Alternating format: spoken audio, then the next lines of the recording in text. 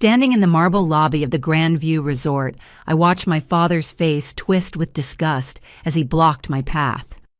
"You're not welcome at our luxury resorts," he sneered loud enough for the elegant guests to hear.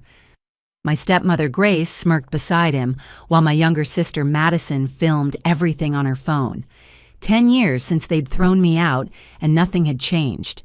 I picked up my phone, smiled calmly, and said, "Security remove the Fairchild family's VIP privileges." Their keycard stopped working instantly. The memory of that satisfying moment would have to wait. Let me take you back to where this all began 10 years ago when I was 18, and my world shattered completely. My mother, Eleanor, had passed away after a long battle with cancer. She'd been the heart of our family's hotel business, the one who'd transformed my grandfather's single roadside inn into a collection of boutique properties. She'd built Fairchild Resorts with love, treating every employee like family and every guest like they were visiting her home. In those final months, she'd held my hand and whispered promises. "Everything I've built is for you, Anastasia. The lawyers have it all arranged. When you turn 18, the trust fund will be yours. You'll have everything you need to follow your dreams, maybe even expand the hotels like we talked about." I believed her. Why wouldn't I? She'd never lied to me. The funeral was elegant and understated, just like her. My father, Daniel, stood at the podium delivering a speech about legacy and family values that would have made my mother proud. He held my hand during the service, tears streaming down his face. For those few hours, I thought maybe we could heal together. 6 months. That's all the time he waited before bringing Grace home. "Anastasia, meet Grace Winters," he announced over dinner at our estate. "We've been seeing each other, and I think it's time you two met." Grace was everything my mother wasn't. Where Mom had been warm and genuine, Grace was calculating and cold, though she hid it well behind perfectly veneered teeth and designer clothes. She air-kissed my cheek and cooed about how she'd heard so much about me. "Your father tells me you're interested in the hotel business," she said, sliding into what had been my mother's chair at the dining table. "How wonderful! I have some experience in hospitality myself." By experience, she meant she'd been a cocktail waitress who'd caught my father's eye at a hotel bar in Vegas. I learned that later from the staff who whispered when they thought I wasn't listening. Within 3 months, they were married. Within 6, Grace was pregnant with Madison. And suddenly, I went from being Daniel Fairchild's beloved daughter to an inconvenience that reminded him of his first wife. But I held on. My 18th birthday was approaching, and with it, my inheritance. Mom had been specific about the amount, $12 million plus shares in the hotel company. Enough to start my own life, maybe even my own boutique hotel like we dreamed about during those long hospital conversations. The morning of my birthday, I came downstairs to find Daniel in his study with our family lawyer, Richard Pemberton. They stopped talking when I entered. "Happy birthday, sweetheart," Daniel said, but his smile didn't reach his eyes. "Richard's here to discuss your trust fund." I sat down eagerly, ready to hear about my future. Richard couldn't meet my eyes as he shuffled papers. "Anastasia," he began slowly, "your mother's will designated your father as trustee of your inheritance until he deems you ready." The words hit me like ice water. Ready, but Mom said when I turned 18. "Your mother was very ill toward the end," Daniel interrupted smoothly. "She wasn't thinking clearly. The lawyers advised me that giving such a large sum to a teenager would be irresponsible. But it's my money, Mom left it to me." "And you'll get it," Daniel assured me, "when you've proven you can handle it. Maybe after college, once you've shown some responsibility." Grace appeared in the doorway, baby Madison on her hip. "Oh, the birthday girl is up, Daniel. Shouldn't you tell her about the job opportunity?" My father's expression hardened slightly. "Grace thinks, and I agree, that you should learn the value of hard work. We have an opening in housekeeping at the Grandview Resort. You could start there, work your way up." Housekeeping. I stared at them in disbelief. I'm supposed to inherit part of these hotels, not clean them. "Everyone starts somewhere," Grace said sweetly, "unless you think you're too good for honest work." The trap was perfectly set. If I refused, I'd be called spoiled and entitled further justification for withholding my inheritance. If I accepted, I'd be under their control cleaning rooms in the hotels my mother built. I want to see the will, I demanded. I want to talk to another lawyer. Daniel's face darkened. Are you calling me a liar? Suggesting I'd steal from my own daughter? I'm suggesting you show me the documents Mom signed. The slap came so fast I didn't see it coming. My cheek burned as I stared at my father in shock. He'd never hit me before. You ungrateful little brat, he hissed. After everything I've done for you, your mother spoiled you rotten, filled your head with fantasies. You want the money, earn it. Take the job or get out. Daniel? Grace gasped theatrically. Maybe we should give her time to think. No, he said coldly. I've made my decision. You work for us or you leave with nothing. I stood up, my cheek still stinging. I'll leave then. But this isn't over. That money is mine and you know it. The next hour was a blur of rage and cruelty. Daniel had the staff pack my things while Grace supervised, making sure I only took clothes and personal items. My laptop, phone, credit cards, even my car keys were confiscated. Company property, Daniel explained coldly. You're not an employee, so you're not entitled to them. They threw my suitcases on the front lawn. I stood there in the drizzling rain, watching my father lock the door of my childhood home. Grace waved from the window, Madison crying in her arms. I made it to the bus station with the $40 in my wallet. As I sat on the cold plastic bench, soaked and shivering, I pulled out an envelope that had fallen from one of my books during the chaotic packing. My hands shook as I recognized my mother's handwriting. It must have been tucked inside the book I'd been reading to her during her final days. I opened it carefully, trying not to let the rain smudge the ink. My dearest Anastasia, it read. If you're reading this, something has gone wrong. I need you to know that I've recently discovered some disturbing things about your father's financial dealings. He's been moving money from the hotels, setting up accounts I don't have access to. I've tried to protect your inheritance, but I fear he may find a way around it. I've contacted my old friend Arthur Hartwell about this situation. If you ever need help, find him at Hartwell Properties. He promised me he'd look after you. Be strong, my darling.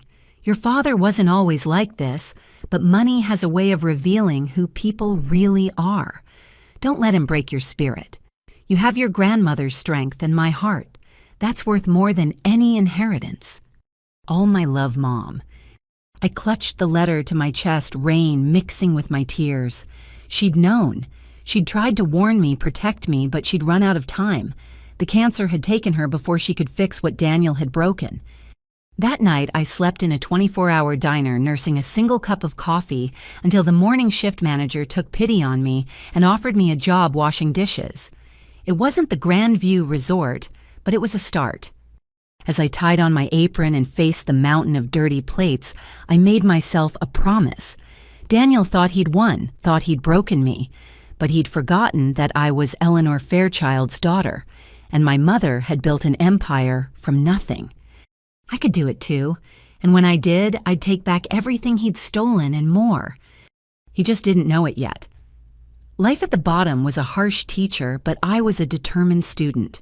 The diner job barely covered rent for a cramped studio apartment above a Chinese restaurant. The smell of General Tso's chicken became my daily perfume, and I learned to sleep through the clatter of late-night deliveries. For 3 months, I washed dishes until my hands cracked and bled.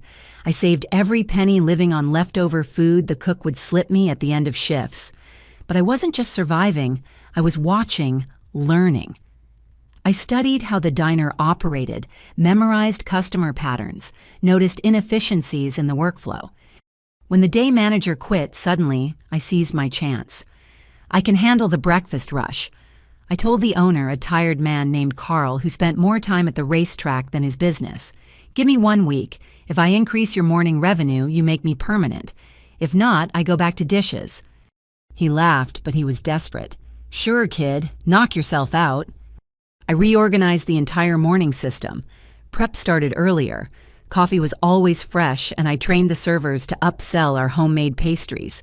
By week's end, breakfast revenue was up 30%. Carl made me manager and gave me a small raise.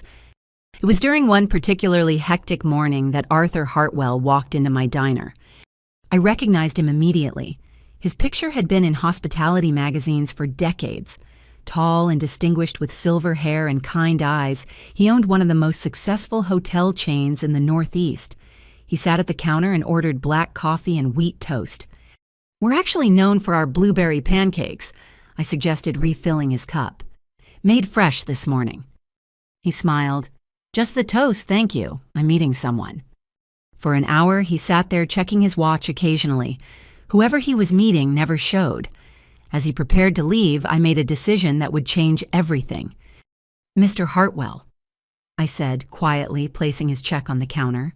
"My name is Anastasia Fairchild. My mother was Eleanor Fairchild. She mentioned you in a letter." His eyes widened slightly. He studied my face, and I saw recognition dawn. "Eleanor's daughter. My God, you have her eyes." He glanced around the modest diner. "What are you doing here?" The story poured out of me in hushed tones between customer orders. His expression grew darker with each detail. When I finished, he was quiet for a long moment. "Your mother was a remarkable woman," he finally said. "We met at a hospitality conference 25 years ago. She was the only person who ever beat me in a negotiation, and she did it with such grace I couldn't even be angry." He pulled out his business card. "Come see me tomorrow. Hartwell Properties headquarters, 10th floor. We'll talk properly." I arrived at his office the next day in my only professional outfit, a black suit I'd found at Goodwill. The building was everything the diner wasn't: gleaming marble, fresh flowers, employees who moved with purpose and pride. Arthur's office overlooked the city, its walls lined with awards and photographs of beautiful hotels. He gestured to a leather chair across from his massive desk. "I did some checking last night," he began without preamble. "Your father has been busy. The trust fund your mother established is ironclad, but as trustee, he can delay distribution almost indefinitely. He's also been leveraging Fairchild Resorts assets for personal loans." "Can you help me?" I asked directly. "I can do better than that," Arthur replied. "I'm 73 years old, Anastasia. I built this company from scratch, but I have no children to leave it to. I've been looking for someone with the right combination of hunger and integrity to mentor." He leaned back in his chair. "Your mother vouched for you before she died. She said you had the mind for this business and the heart to do it right. Prove her correct, and I'll teach you everything I know." The catch: I had to start at the very bottom, just like at the diner. But this time, it was in a 5-star hotel. My first day at the Hartwell Grand, I reported to housekeeping at 5 in the morning. The head housekeeper, a no-nonsense woman named Carmen, handed me a uniform and a list of 40 rooms. "Mr. Hartwell says you're special," she said skeptically. "We'll see about that. Your first room is the penthouse. Guest checked out an hour ago. Better hurry, new arrival at noon." I attacked those rooms like my life depended on it. Every surface gleamed, every towel was perfectly aligned, every amenity precisely placed. When Carmen inspected my work, she found nothing to criticize. "Tomorrow you'll do 50 rooms," was all she said, but I caught her small nod of approval. For 6 months I cleaned rooms. I learned every inch of the hotel from the inside out. I understood how long each task really took, which supplies were wasted, which procedures were inefficient. I also listened to guests' mental notes of complaints and compliments alike. Arthur would sometimes appear during my shifts, observing silently. One evening, as I was finishing the ambassador suite, he spoke. "What would you change about this room?" I'd been thinking about this for weeks. "The lighting is too harsh for evening arrivals. Guests are tired. They want warmth, not interrogation. I'd install dimmers and add ambient lighting options. The minibar is poorly stocked for our demographic. We need local options, not just standard brands.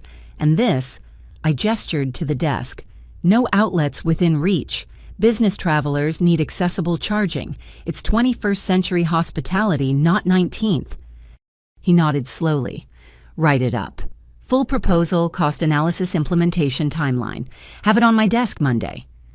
I spent the entire weekend on that proposal, researching suppliers, calculating costs, creating mock-ups.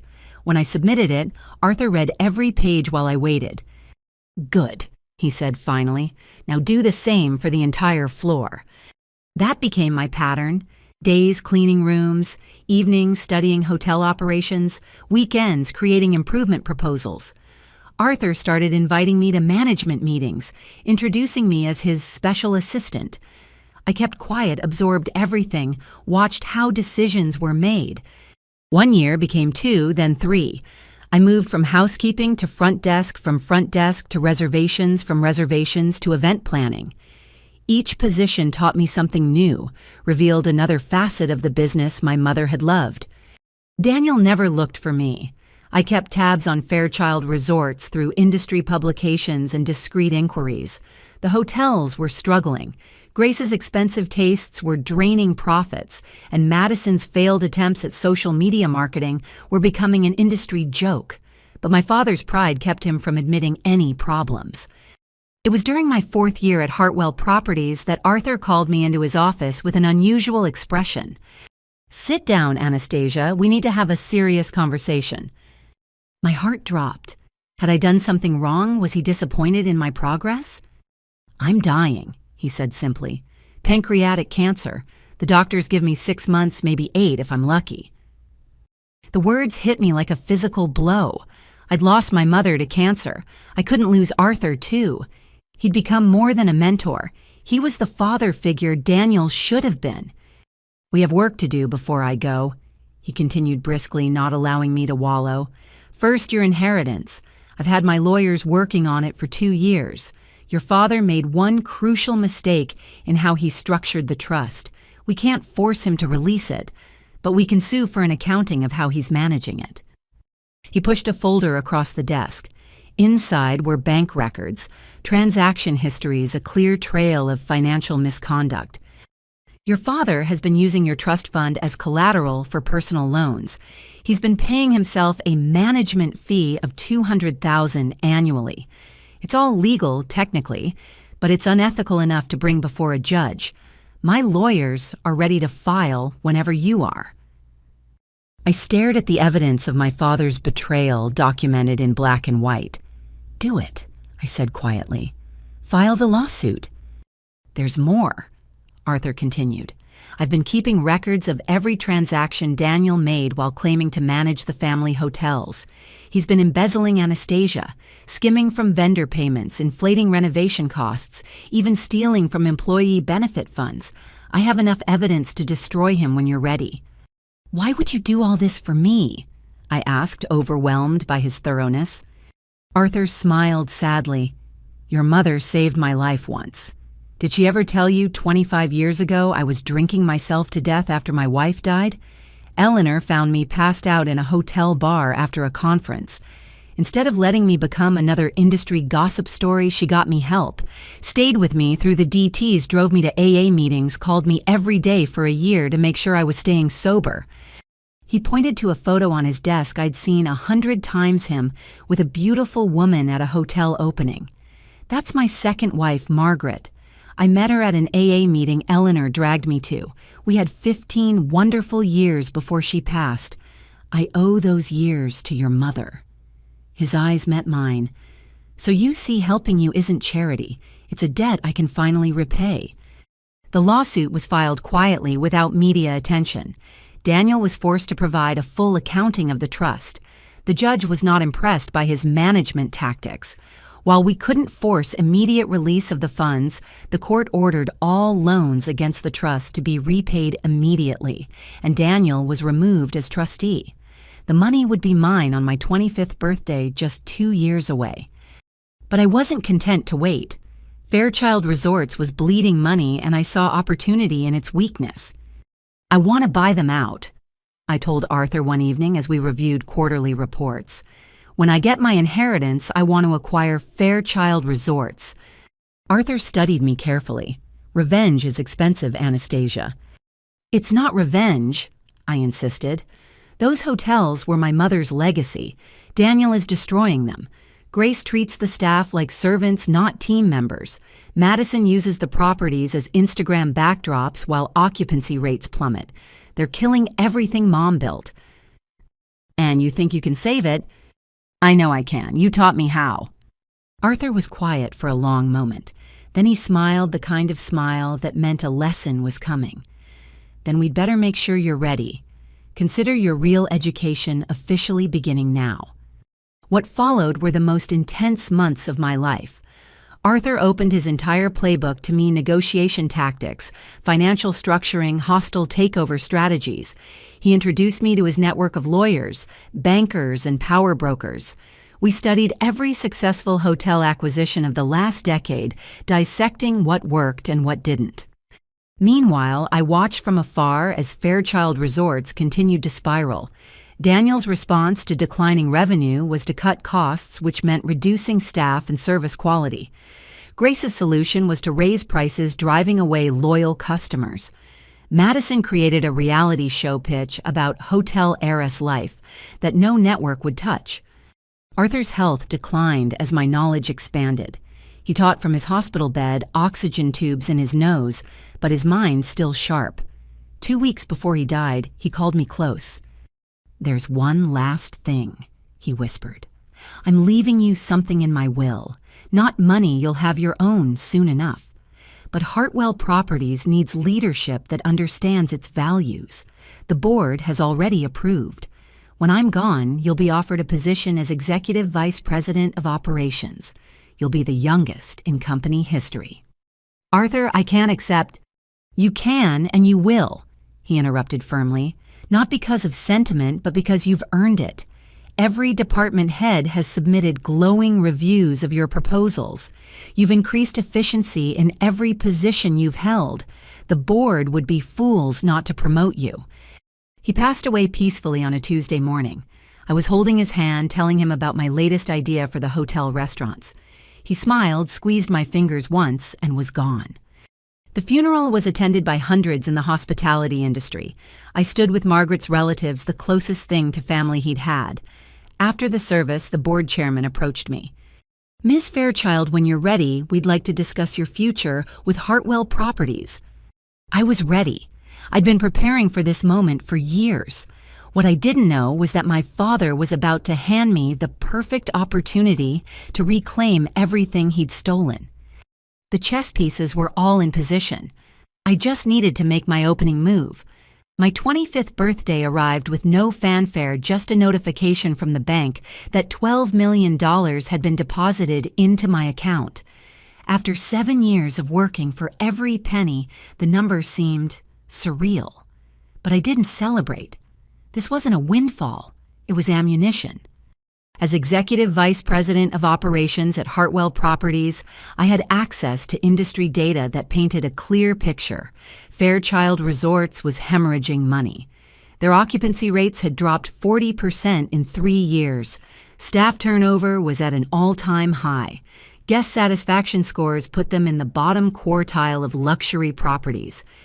My assistant Marcus knocked on my office door one morning with a particularly interesting report. "You asked me to monitor Fairchild Resorts' corporate filings. They've just announced a private stock offering. They're looking for investors." I set down my coffee carefully.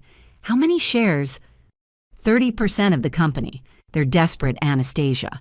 Word is they need the capital to avoid defaulting on their renovation loans. The loans they'd taken using my mother's hotels as collateral.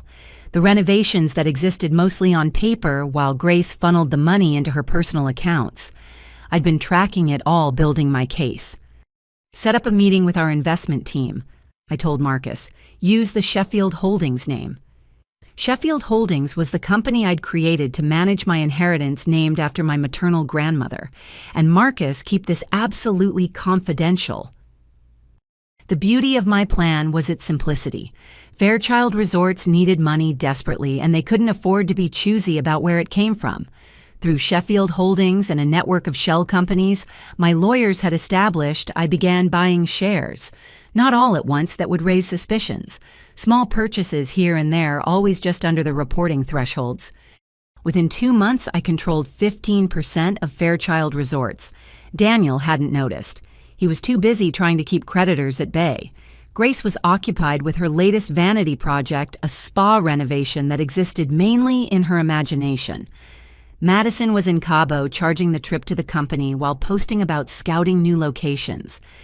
The quarterly board meeting was approaching. As a significant shareholder, Sheffield Holdings received an invitation. I accepted on behalf of my client, knowing Daniel would never suspect the mysterious investor would attend personally. The night before the meeting, I stood in my apartment choosing my outfit carefully. Not the scared 18-year-old he'd thrown out, but the executive I'd become. A charcoal suit that cost more than I used to make in 6 months at the diner. The watch Arthur had left me in his will. My mother's pearl necklace, the one thing of value I'd managed to keep. "You sure about this?" Marcus asked when I told him my plan. "Once you reveal yourself, there's no going back." "There never was any going back," I replied. He made sure of that when he threw me out with $40 to my name. The meeting was held at the Grandview Resorts Conference Center. I arrived early, watching from my rental car as board members filed in. There was Richard Pemberton, the lawyer who'd helped steal my inheritance, now gray and stooped. Grace's brother, who Daniel had appointed to the board despite having no hospitality experience. Various investors who'd been promised returns that would never materialize. And then Daniel himself, pulling up in a Bentley he couldn't afford, stepping out with the confidence of a man who thought he'd gotten away with it all. I waited until the meeting had started before entering. The conference room door opened silently and I slipped in during the financial report. Several board members glanced up absently, then did double takes as recognition dawned. Daniel was mid-sentence explaining away another quarter of losses when he saw me. His face went through a series of expressions: confusion, recognition, anger, and finally fear. "What are you doing here?" he demanded, standing so abruptly his chair toppled backward. I walked calmly to the table, Marcus behind me, with our documentation. "Good morning, Father, board members. I'm here representing Sheffield Holdings, your newest major shareholder." "Security!" Daniel barked. "Remove this woman immediately." The security guard stepped forward, then hesitated when I held up my shareholder documents. "I own 15% of this company. I have every right to be here." Richard Pemberton was thumbing through his papers frantically. "This is impossible. Sheffield Holdings. We verified. How did I what, Richard?" I asked pleasantly.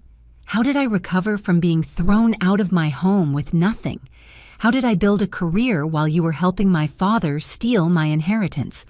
Or how did I manage to buy a significant stake in the company my mother built?" I smiled. Hard work and careful planning. Mother would be proud. Grace chose that moment to make her entrance fashionably late as always. She froze in the doorway, her designer heels clicking to a stop. "You?" she breathed, her perfectly made-up face contorting. "Hello, Grace. Still charging your shopping sprees to the company." "Oh, I know about those. The $40,000 weekend in Paris marked as a business development trip. The $100,000 jewelry purchase categorized as client gifts. It's all in the forensic accounting report I commissioned." I opened my briefcase and began distributing copies of a bound report to each board member. Daniel tried to grab them, but there were too many. "This is a comprehensive analysis of Fairchild Resorts' financial status," I announced. "You'll find documentation of systematic embezzlement, fraudulent loan applications, and misuse of corporate funds. Page 47 is particularly interesting. It details how renovation funds were diverted to personal accounts." Board members were flipping through pages, their expressions growing more alarmed with each revelation. Grace's brother pushed his copy away. "Daniel, what is this?" "Lies," Daniel snarled. "She's trying to destroy me out of spite. She's always been unstable ever since her mother died. We tried to help her give her a job, but she refused to work for her inheritance, like any responsible—" "I have the receipts," I interrupted calmly. "Every transaction is documented, including the $200,000 annual management fee you paid yourself from my trust fund. By the way, Father, you'll be receiving a bill for that. The court was very clear about repayment." Madison burst through the door, phone in hand. Daddy, I'm live streaming this for my followers. Family drama is trending right now, and she stopped seeing me. Oh my God, Anastasia, you look different. Hello, Madison. Still trying to make influencer happen. How's that working out? Last I checked, your Hotel Heiress Life Instagram was costing the company $50,000 a month in staged photo shoots while contributing zero revenue. At least I'm not some bitter psycho who can't let go of the past. Madison snapped, but her voice wavered. She'd never seen me like this, calm and in control. The past. I laughed softly. This isn't about the past. This is about the future of Fairchild Resorts, which according to my analysis doesn't have one under current management. You're 6 months from bankruptcy. You're lying, Daniel said, but sweat was beading on his forehead. Am I? When was the last time you looked at the real books, not the ones Grace doctors for these meetings? Do you know your occupancy rate at the Riverside property? 32%. The industry average is 70%. Do you know why? I pulled out a stack of employee complaints. Because you've cut staff to the bone and the remaining employees are too demoralized to provide decent service. An older board member, one of my mother's original investors, spoke up. Ms. Fairchild, what exactly are you proposing? I straightened, meeting his eyes. I'm calling for a vote of no confidence in Daniel Fairchild's leadership. I have a comprehensive turnaround plan that will restore Fairchild Resorts to profitability within 18 months, but it starts with new management. This is ridiculous. Daniel slammed his fist on the table. I built this company. No. I said quietly, and the room stilled at something in my voice. Eleanor Fairchild built this company. You've been tearing it down since the day she died. Every decision you've made has been about enriching yourself at the expense of employees, guests, and shareholders. It ends today. You don't have the votes, Grace said desperately. Tell her Richard. She can't do this. Richard was still studying the report, his face pale. Daniel, these numbers. Is this accurate? Have you really been taking money from the employee pension fund? Temporary loans, Daniel said quickly. All above board. We needed liquidity for the renovations. What renovations? I asked. The ones you've been announcing for 3 years but never starting. I have the contractor bids here. You collected $5 million in renovation funds from investors. Would you like to explain where that money actually went? Grace grabbed Madison's arm. Turn off the phone, she hissed. But Mom, the engagement is insane. I'm getting so many views. Turn it off. But it was too late. Madison's followers had already screen recorded the meeting. Within minutes, clips were spreading across social media Daniel's red-faced denials, Grace's panicked attempts at damage control, and me calmly presenting evidence of their destruction of my mother's legacy. I make the motion for a vote of no confidence, the older board member said quietly. All in favor. One by one, hands raised around the table. Even Grace's brother, seeing the writing on the wall, voted against them. Only Daniel and Grace voted to retain leadership. Motion passes, Richard said weakly. Mr. Fairchild, you are removed as CEO effective immediately. Daniel stood slowly, his face mottled with rage. You think you've won. You think you can run these hotels. You're nobody, a glorified maid who got lucky. A maid who increased efficiency by 30% in every department she touched, I corrected. A nobody who was mentored by Arthur Hartwell himself, someone who actually understands that hotels are about service, not ego. I gathered my papers. Oh, and Father. You'll want to check your corporate credit cards. I had them all frozen an hour ago. Grace's too. Turns out I'm not just a shareholder, I'm now the largest individual investor, which gives me certain emergency powers.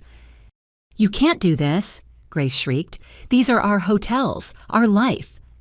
No, I said, standing to leave. They were my mother's hotels. You just borrowed them, and now I'm taking them back. As I walked out, I heard Daniel's roar of fury, Grace's hysterical tears, Madison's confused protests about her interrupted live stream. But I didn't look back. The opening move was complete. Now came the hard part, saving what they'd nearly destroyed. But I was Eleanor Fairchild's daughter, trained by Arthur Hartwell himself. I was ready. The emergency family board meeting was scheduled for 2 weeks after my bombshell revelation. Daniel had spent that time desperately trying to shore up support, calling in old favors and threatening anyone who'd listen. But the numbers didn't lie, and neither did the forensic accountants I'd hired. I arrived at the Grandview Resort wearing a navy dress my mother would have loved, professional, but with a touch of elegance. The same ballroom where my parents had celebrated their anniversary parties now hosted what might be the company's most critical meeting. Marcus walked beside me, wheeling boxes of additional documentation. "They've been here since dawn," he murmured. "Your father's legal team takes up one entire side of the room." "Let them posture," I replied. "Truth doesn't need an entourage." The ballroom was packed. Shareholders, employees, media representatives, and curious industry observers filled every seat. At the head table, Daniel sat flanked by a phalanx of lawyers. Grace perched beside him in a white suit that screamed innocence, while Madison fidgeted with her phone, despite repeated warnings from their legal team. I took my seat at the opposite end alone, except for Marcus. The symbolism wasn't lost on anyone, the army of expensive suits versus Eleanor Fairchild's daughter with a single assistant. Richard Pemberton called the meeting to order, his voice shaky. The years of enabling Daniel's crimes had aged him, and his hands trembled as he shuffled papers. "We're here to address the motion of no confidence and hear proposals for Fairchild Resort's future leadership," he began. "Mr. Daniel Fairchild will speak first." Daniel stood his PR team, having coached him into a softer image. Gone was the rage from our last encounter, replaced by what they probably called stern disappointment. Fellow shareholders, employees, friends. He began spreading his hands in a gesture of openness. "We're family here at Fairchild Resorts. We've weathered storms before, and we'll weather this one. Yes, mistakes were made. The hospitality industry has been challenging for everyone. But to hand over control to an inexperienced child, motivated by revenge, that would be the real tragedy." He launched into a speech about legacy and loyalty, painting me as a vindictive daughter who'd abandoned her family in their time of need. Grace dabbed at her eyes on cue. Madison posted about family betrayal until a lawyer snatched her phone. When Daniel finished, several planted supporters applauded, but I noticed the employees remained silent, their faces carefully neutral. "Ms. Fairchild," Richard said reluctantly, "your response—" I stood slowly, taking my time. Let them see I wasn't rattled by Daniel's performance. Instead of going to the podium, I walked among the audience, making eye contact with people I recognized. "Maria," I said, stopping by the head of housekeeping who'd helped me a decade ago. "How many hours did you work last week?" She glanced nervously at Daniel before answering. 72, Miss Anastasia." "Overtime pay." We don't get overtime anymore. Mr. Fairchild says we're all managers now, so we're exempt." I moved on. "Thomas from maintenance. Is it true the Riverside property has black mold that's been painted over instead of properly remediated?" The man nodded reluctantly. "Third floor, east wing. Guests been complaining of breathing problems for months." "Sarah from accounting." I found her in the middle section.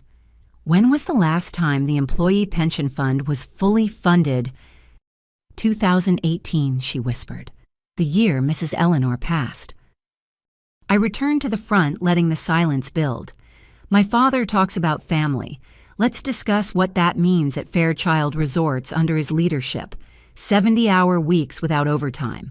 Health hazards covered up to avoid renovation costs. Retirement funds drained to pay for Grace's shopping sprees." "How dare you?" Grace shot to her feet. "I've contributed more to these hotels than you ever—" "Really?" I pulled out my tablet. "Let's review your contributions, Grace. January, $80,000 at Bergdorf's, charged as uniform consultations. February, that weekend in Aspen, written off as a management retreat, where the only attendee was your personal trainer. March through December, Shall I continue? Madison tried to sneak her phone out again. This is insane content, she muttered. My followers would die. Your followers, I said, turning to her, cost this company $2.3 million last year. Every staged photo shoot in our hotels disrupted guest experiences. That viral video where you trash the penthouse suite for comedy, we lost our entire corporate booking from Techwell Industries. 30 rooms, 4 nights, because they didn't want to be associated with your brand of influence. At least I'm trying to bring us into the modern age, Madison protested. You're just jealous because I have a platform and you're, some corporate bore. I smiled. I'm someone who understands that hotels succeed through service, not selfies. But let's test your business acumen, Madison. What's our RevPAR at the Mountain View property? She blinked. Our what? Revenue per available room. Basic industry metric. No. How about our ADR, average daily rate STR index? I shook my head as she floundered. You've been influencing for our hotels for 5 years and don't know fundamental hospitality terms. But you collected a 6-figure salary as social media director. Daniel's face was purpling. Enough of this circus, you want to air dirty laundry. Fine. Let's talk about how you got here, Anastasia. Manipulating a dying old man, taking advantage of Arthur Hartwell's grief. The room gasped. I felt the blow but didn't flinch. Arthur Hartwell, I said clearly, was more of a parent to me in 5 years than you've been in 28. He taught me this business from the ground up. I cleaned rooms, worked front desk, handled angry guests at 3 a.m. I earned every promotion through documented performance improvements. Can you say the same, Father? Or did grandfather simply hand you the keys? Don't you dare. I dare because someone has to. Someone has to stand up for the 800 employees you've betrayed. Someone has to speak for the investors you've defrauded. Someone has to remember that Eleanor Fairchild built these hotels with her heart, not her ego. I returned to my table and picked up a thick folder. This is my proposal for Fairchild Resort's future. But before we discuss tomorrow, let's finish with today. Specifically why Sheffield Holdings now controls 51% of this company. Daniel went white. That's impossible. You owned 15%. 2 weeks ago, yes. But your panic selling triggered several clause provisions in shareholder agreements. Every investor you begged to hold their shares, they came to me instead. Turns out they prefer potential profit to confirmed loss. I opened the folder. As majority shareholder, I'm calling for immediate leadership change. But I'm not asking you to trust me blindly. I began my presentation. Revenue projections based on actual market data, not Grace's fantasies. Staffing plans that treated employees as assets, not expenses. Renovation budgets that would actually result in renovations. Partnership opportunities with Hartwell properties that would benefit both chains. The Grandview Resort alone is hemorrhaging $40,000 weekly, I explained. But with proper management, restored staff morale, and genuine investment in guest experience, we can be profitable within 6 months. The entire chain can be industry-leading within 2 years, but it requires leadership that puts the hotels first, not personal gain. An investor raised his hand. Ms. Fairchild, your projections assume significant initial investment. Where's that capital coming from? From me, I said simply. I'm prepared to invest $8 million of my personal funds into immediate improvements. New linen updated technology staff training programs, and yes, actual renovations, not just press releases about them. You'd risk your inheritance on this, another shareholder asked. My mother's inheritance, I corrected. She'd want it used to save what she built. Besides, it's not a risk when you know what you're doing. Arthur Hartwell taught me that confidence comes from competence, not bravado. Grace laughed shrilly. $8 million. That's nothing. Tell them about the debt, Daniel. Tell them what it really costs to run these properties. Daniel tried to silence her, but Grace was spiraling. $200 million in loans, hidden subsidiaries bleeding money. The Riverside property isn't even ours anymore. It's collateral for... Shut up! Daniel roared, his mask finally slipping completely. The room erupted. Shareholders demanded explanations. Employees looked stricken. Madison had somehow gotten her phone back and was live streaming again, narrating the chaos like reality TV. I remained calm in the storm's eye, waiting. When the shouting finally died down, I spoke. $200 million in debt explains the desperation. It doesn't excuse it. Every dollar stolen from employees, every corner cut on safety, every lie told to investors, it all leads here, to this moment, where you have a choice. I stood addressing the room with my mother's dignity and Arthur's authority. Continue with leadership that brought you to bankruptcy's edge, or choose change. Choose someone who's lived this business from the ground up, who's cleaned the rooms, handled the complaints, balanced the books, and still believes in what hotels can be, places where hospitality isn't just a word, but a promise. You self-righteous little... Daniel started toward me, but his lawyers held him back. Call the vote, I said quietly. Let's end this. The vote wasn't close. Even Daniel's planted supporters couldn't ignore the evidence. When Richard announced the results, 78% in favor of new leadership, Grace collapsed into theatrical sobs while Madison narrated everything for her followers. "You've destroyed us," Daniel spat. "Your own family." "No," I said, gathering my documents. "You destroyed yourselves. I'm just here to clean up the mess, like always."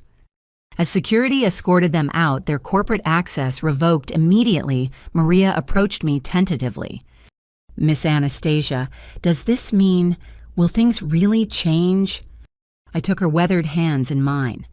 "I promise you, Maria, the Fairchild Resorts my mother built is coming back, and it starts with taking care of the people who take care of our guests." The meeting dissolved into chaos and celebration questions and concerns. But through it all, I felt my mother's presence. The little girl who'd been thrown out with $40 had returned as the woman who would save Eleanor Fairchild's legacy. The war wasn't over.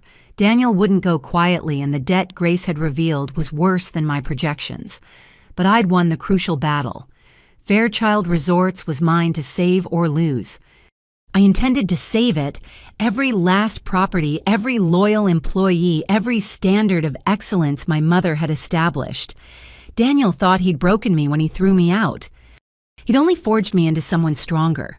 The takeover was official, but possession and control were two different things. I learned that lesson quickly when I arrived at the Grandview Resort's executive offices on my first day as CEO. The elevator to the top floor required an executive key card. Mine had mysteriously been deactivated. The security guard at the desk shrugged apologetically. "System glitch, Miss Fairchild. IT says they're working on it." I took the stairs all 22 flights, arriving at the executive floor to find my mother's former office, now mine, by right locked and barricaded. Through the glass doors, I could see Daniel inside, shredding documents with methodical fury. "Building maintenance seems to have misplaced the master keys," his secretary informed me with false sweetness. "Mr. Fairchild says he'll be done, eventually." I called Marcus. "Bring the emergency locksmith and our forensic IT team. If he's destroying evidence, I want recovery specialists here within the hour." While we waited, I set up a temporary command center in a conference room. Word of my stair climb had already spread through the building. Employees kept finding excuses to walk by, some offering quiet support, others watching to see if Daniel's defiance would succeed. The locksmith arrived, but so did Daniel's lawyers claiming trespassing violations. I countered with my own legal team. The standoff might have continued all day, but then Maria from housekeeping appeared with her master key ring. "Oops," she said innocently. "Must have grabbed the wrong keys this morning. This one seems to work on executive doors. How clumsy of me." The moment we entered, the scale of Daniel's sabotage became clear. Not just shredded papers, but wiped computers, missing contracts, deleted customer databases. Years of operational data gone. "He's trying to make it impossible for you to run the company," Marcus observed grimly. "Then he doesn't know me very well," I replied. "Start with off-site backups. Every major system has redundancy. And Maria, thank you. That took courage. She squared her shoulders. Your mother gave me a chance when nobody else would. I'm returning the favor. As I worked on recovery, I called an emergency meeting with all general managers. Only half showed up. The others, I learned, were in a secret meeting with Daniel at his country club planning what they called Operation Restoration, their attempt to sabotage operations until the board reinstated him. I addressed the managers who'd come. Gentlemen, ladies, you have a choice. Work with me to restore Fairchild Resorts to profitability and prominence, or follow Daniel Fairchild into unemployment. Because make no mistake, anyone who participates in sabotage will be prosecuted to the full extent of the law. Roger Bennett, GM of the Mountain View property, spoke first. With respect, Ms. Fairchild, your father has relationships going back 20 years. Vendors, suppliers, maintenance contractors, they're all loyal to him.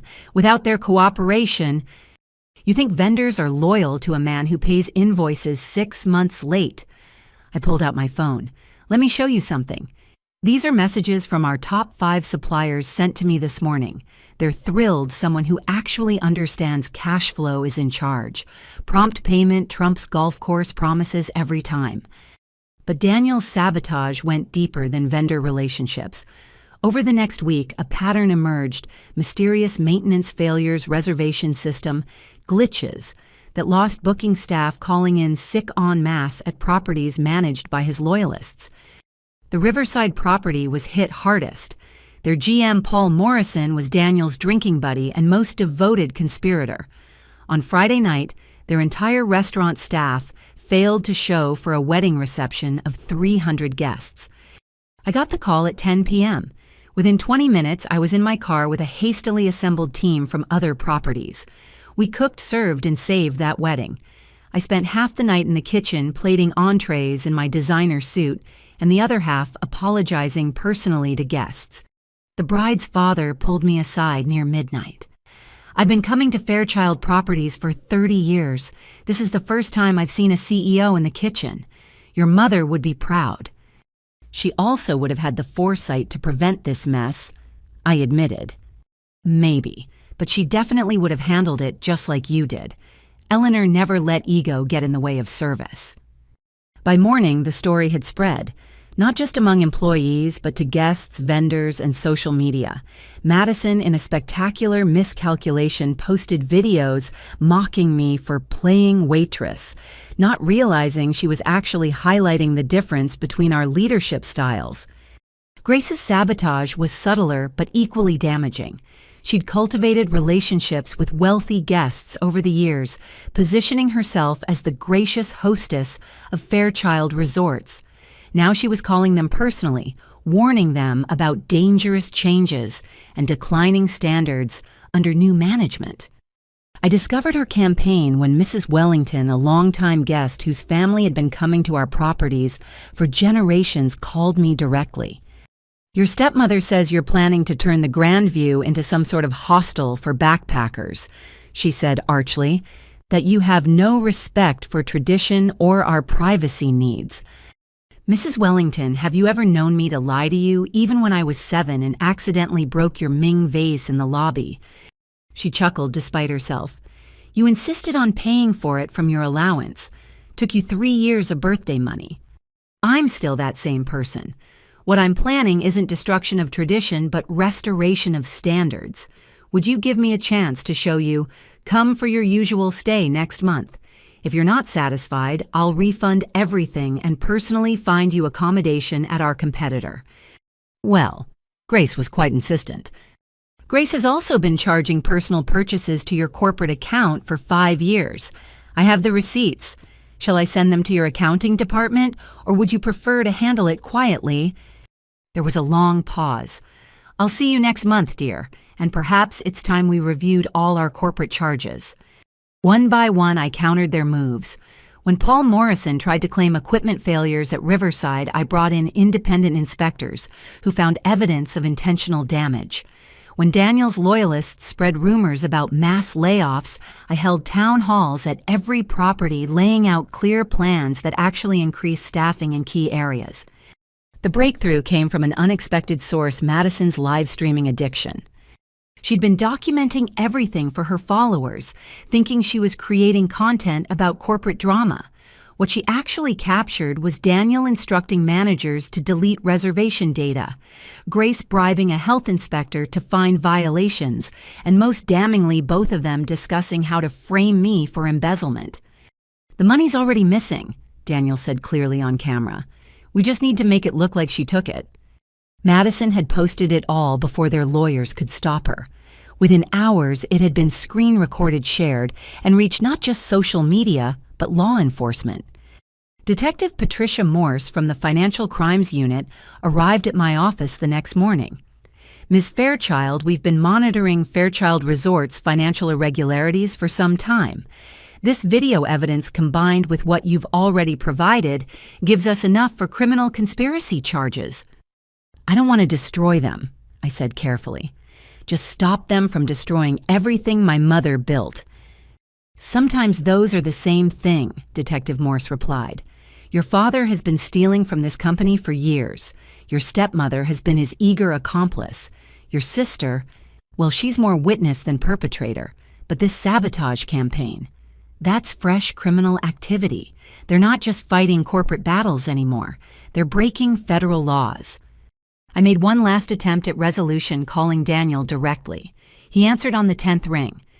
"Enjoying playing CEO," he sneered.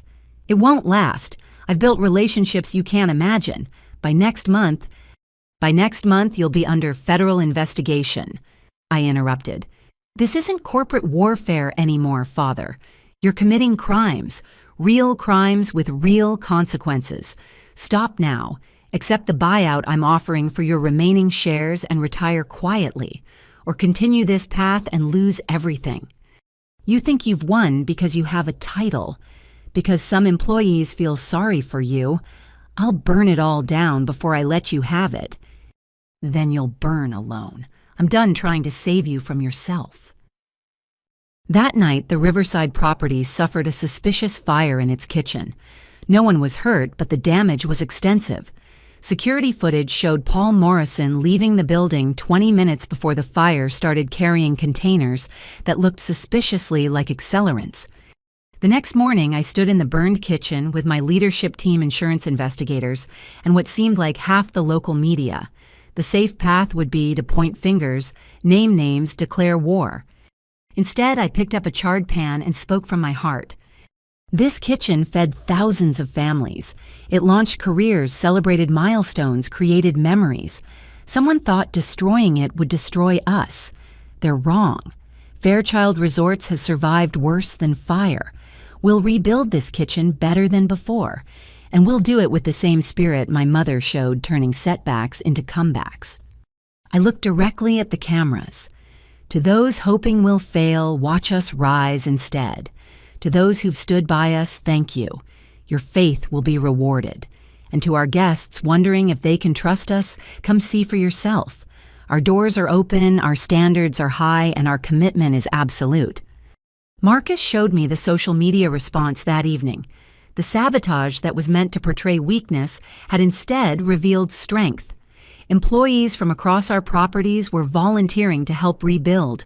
Competitors were offering kitchen space. Guests were booking future stays as a show of support. "Your father underestimated something," Marcus observed. "What's that?" "People can tell the difference between those who tear down and those who build up. You're a builder like your mother. That's why you'll win." Daniel's conspiracy had failed in ways he couldn't have imagined. Instead of destroying morale, he'd unified the workforce against him. Instead of driving away guests, he'd created a groundswell of support.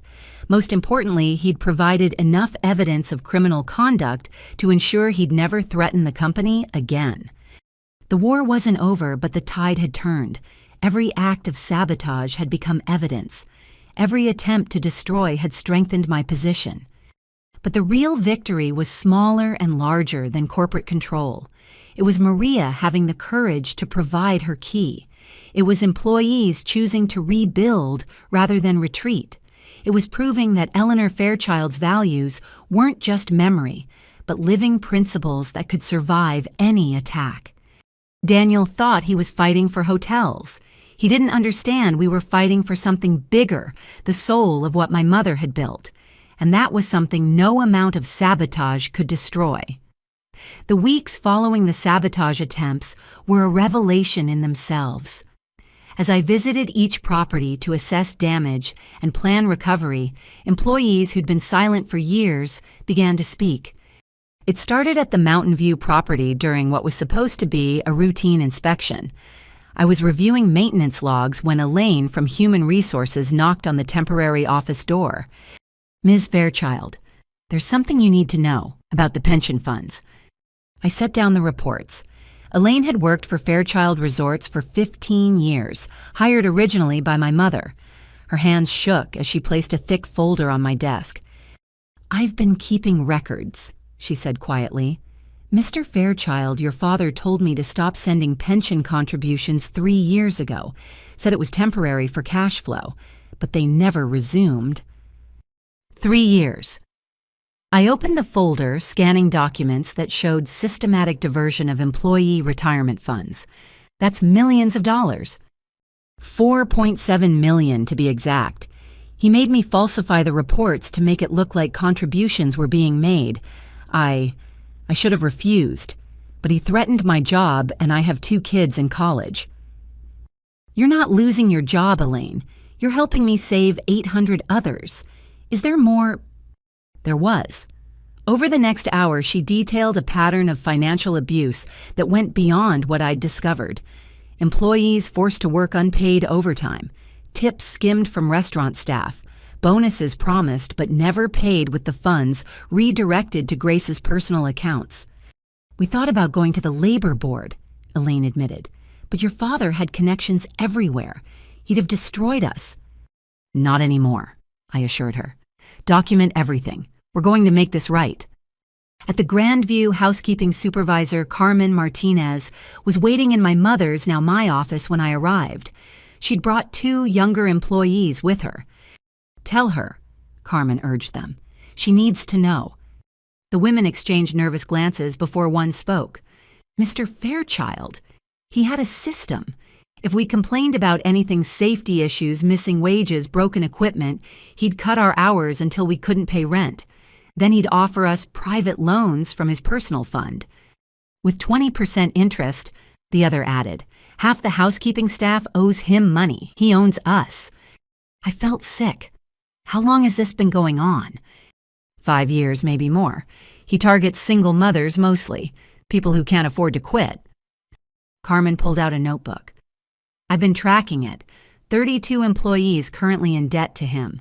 Total of about $200,000 in predatory loans. That evening, I met with Marcus in my hotel room, surrounded by evidence of systematic abuse. It's worse than embezzlement," I told him.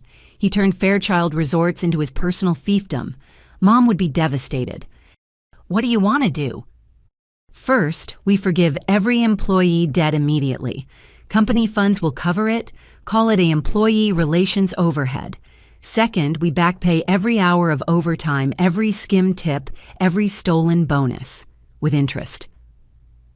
"That'll be expensive," Marcus warned. "Not as expensive as losing our soul," I countered.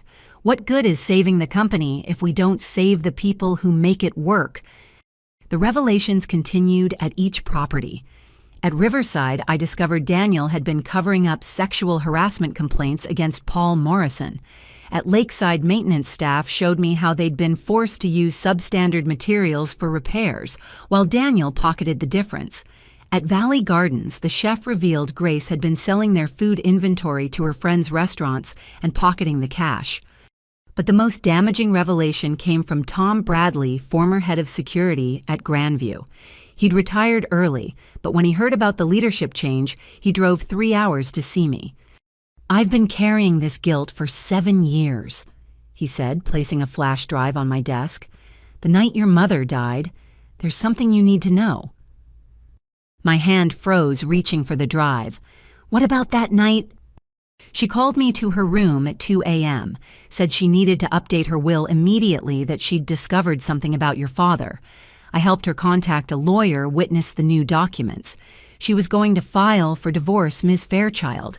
She'd found evidence that your father was already moving assets, preparing to cut you out completely. The will, where is it? She gave me a copy to put in the hotel safe, but the next morning after she passed, your father had me retrieve it. Said it was too painful to look at. I should have known better. By the time I realized what he'd done, the lawyer had disappeared, and the original will was nowhere to be found. You kept a copy. My voice was barely a whisper.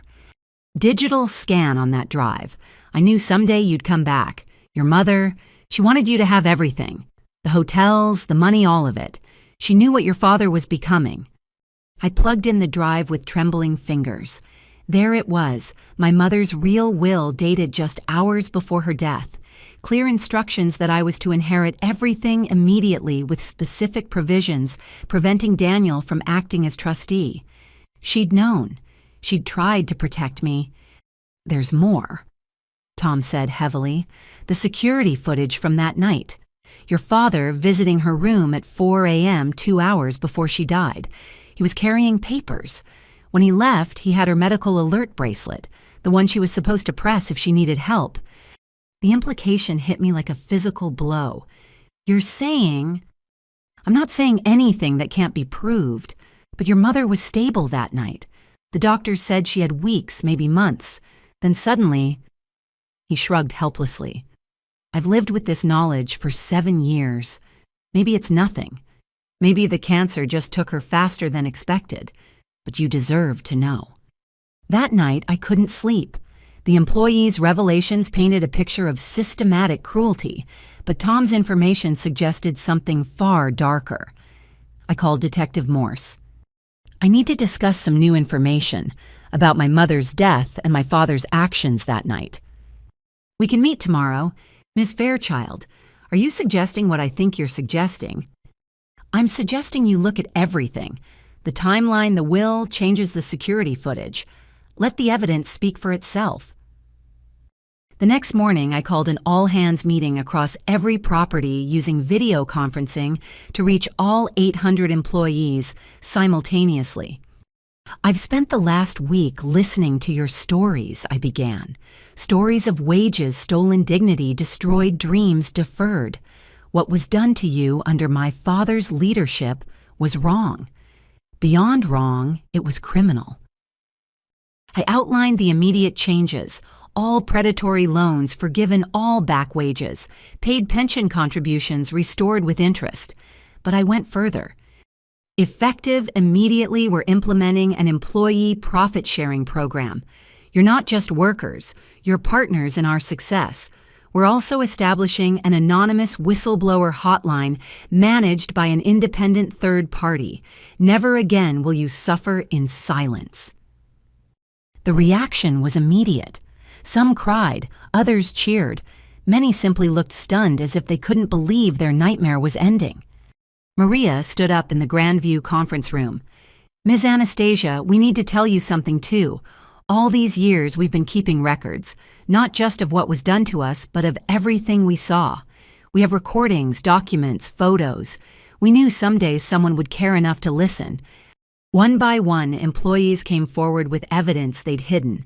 Restaurant servers with recordings of Daniel and Grace discussing money laundering. Maintenance workers with photos of safety violations they'd been ordered to ignore. Accountants with copies of doctored books. Why didn't you report this before? I asked, overwhelmed by the scale of documentation.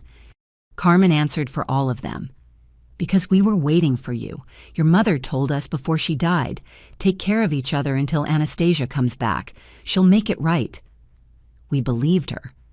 That afternoon, Detective Morse arrived with a team of federal investigators. I handed over everything: Tom's flash drive, the employees' evidence, the documented patterns of abuse. This is enough to put your father away for decades, she said quietly. But I need to ask, are you prepared for what comes next? Criminal trials, media coverage, family destruction. I thought of my mother dying while trying to protect me, of Maria and Carmen and Elaine and hundreds of others who'd suffered in silence, of Tom carrying his guilt for 7 years. My family was destroyed the night my mother died, I said firmly. Everything since has been collecting evidence, So yes, detective, I'm prepared. They stole more than money. They stole Hope Dignity Futures. It's time they paid for all of it. That evening, I walked through the Grandview lobby where this had all started. Employees nodded as I passed some, reaching out to touch my arm or whisper thank you. The fear that had permeated these halls for years was lifting, replaced by something I hadn't felt since childhood hope. Marcus found me on the terrace where my parents had once hosted glamorous parties. The wire transfers are complete. Every employee debt forgiven, all back wages paid. Total cost $8.3 million. Worth every penny, I said, watching the sun set over the gardens my mother had designed. She built this company on respect for people. We're just restoring her vision. And your father will face justice for everything he's done and possibly for things we're only beginning to understand. The revelations had transformed scattered victims into an army of witnesses, 800 employees with 800 reasons to see justice done. Daniel had thought fear would keep them silent forever. He'd underestimated the power of hope when someone finally offered it, and he'd certainly underestimated Eleanor Fairchild's daughter. The staff had kept faith for 7 years, waiting for me to return. Now it was my turn to keep faith with them. Justice was coming, and it would be thorough. Daniel's response to the employee revelations was swift and vicious. Within 48 hours of my all-hands meeting, I was served with multiple lawsuits. Defamation, breach of fiduciary duty, corporate espionage. His legal team threw everything possible at me, hoping something would stick. I was reviewing the lawsuit paperwork in my office when Marcus burst in. "We have a problem. Judge Harrison just issued an injunction freezing all Fairchild Resorts assets pending resolution of your father's claims." Judge Harrison. I pulled up his profile. Golf buddy of Daniel's for 15 years, of course. I speed-dialed our lead attorney, Jennifer Walsh. "We need an emergency appeal. Daniel's using his connections to strangle the company." Jennifer had worked with Arthur Hartwell for years and came highly recommended. Already on it. "But Anastasia, this injunction could cripple operations. We can't pay vendors, process payroll, or access working capital." Then we get creative. I called an emergency leadership meeting. "As of this moment, my personal funds are backing all operational expenses. I'll cover payroll, vendor payments, everything until we can overturn this injunction." "That's millions of dollars," my CFO protested. "Your inheritance was meant for this. Every dollar my mother left me was built from these hotels. I won't let employees suffer because Daniel has a judge in his pocket." Meanwhile, Daniel's media campaign was in full swing. He hired a PR firm specializing in crisis management, though in this case they were creating the crisis, not managing it. Stories began appearing in trade publications, questioning my mental stability, my qualifications, my motives. "Estranged daughter's hostile takeover, threatens historic hotel chain," read one headline. The article, clearly fed by Daniel's team, painted me as a vindictive child destroying a family legacy out of spite. Grace made the rounds on morning talk shows, dabbing at her eyes while describing how I'd torn apart a loving family. She wore my mother's jewelry during the interviews pieces she'd claimed were lost when I'd asked about them years ago. But their biggest weapon was Madison. They'd coached her to appear sympathetic, the innocent younger sister caught in a corporate crossfire. Her social media shifted from party videos to heartfelt posts about family betrayal and sibling rivalry gone too far. "Anastasia always resented me," Madison told her followers in a viral video. "I was born after her mom died and she blamed us for existing. Now she's trying to destroy our livelihood out of jealousy." The narrative was taking hold. Booking cancellations increased. Some corporate clients expressed concerns about leadership stability. 3 hotel managers Daniel had been cultivating submitted resignations, claiming they couldn't work under vindictive leadership. Jennifer called with worse news. "Your father's lawyers just filed criminal complaints. They're alleging you hacked company systems to steal financial data before the takeover." "That's absurd. I accessed systems I had legal right to review as a shareholder." They're claiming the Sheffield Holdings purchases were fraudulent, that you used insider information obtained illegally. They've got a federal prosecutor interested." I laughed bitterly.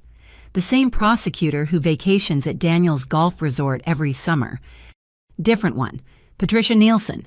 She's clean but ambitious. Taking down a corporate executive would make her career.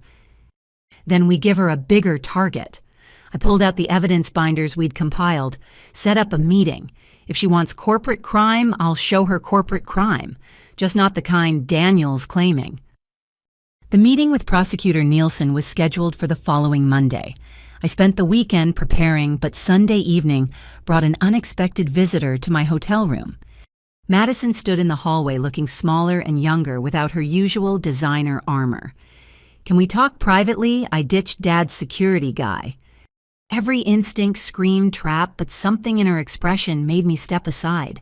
She entered nervously, checking the windows as if expecting Daniel to materialize. "I know you're recording this," I said calmly.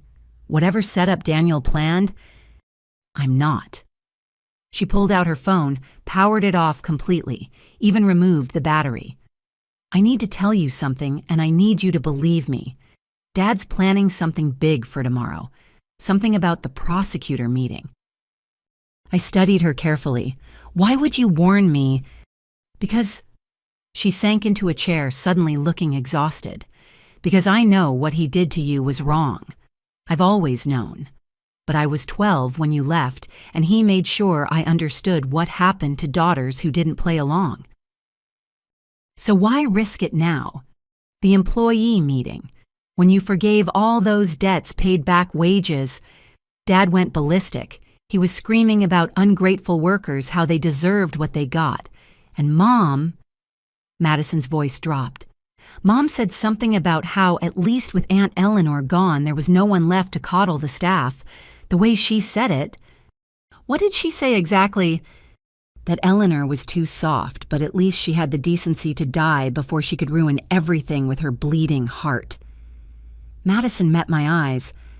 "Anastasia, they talk about her death like they're glad it happened when it did, before she could change her will." My blood chilled, but I kept my voice level. "Tom Bradley already told me about the will and the security footage." Madison shook her head. "There's more.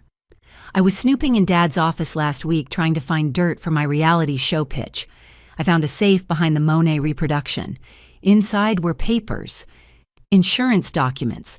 Dad took out a massive life insurance policy on Aunt Eleanor 2 months before she died. $20 million. What? I gripped the chair arm. But he wasn't the beneficiary of her estate. The insurance was separate. He forged her signature. I compared it to birthday cards she sent me. And there's something else. Grace's browser history from that time.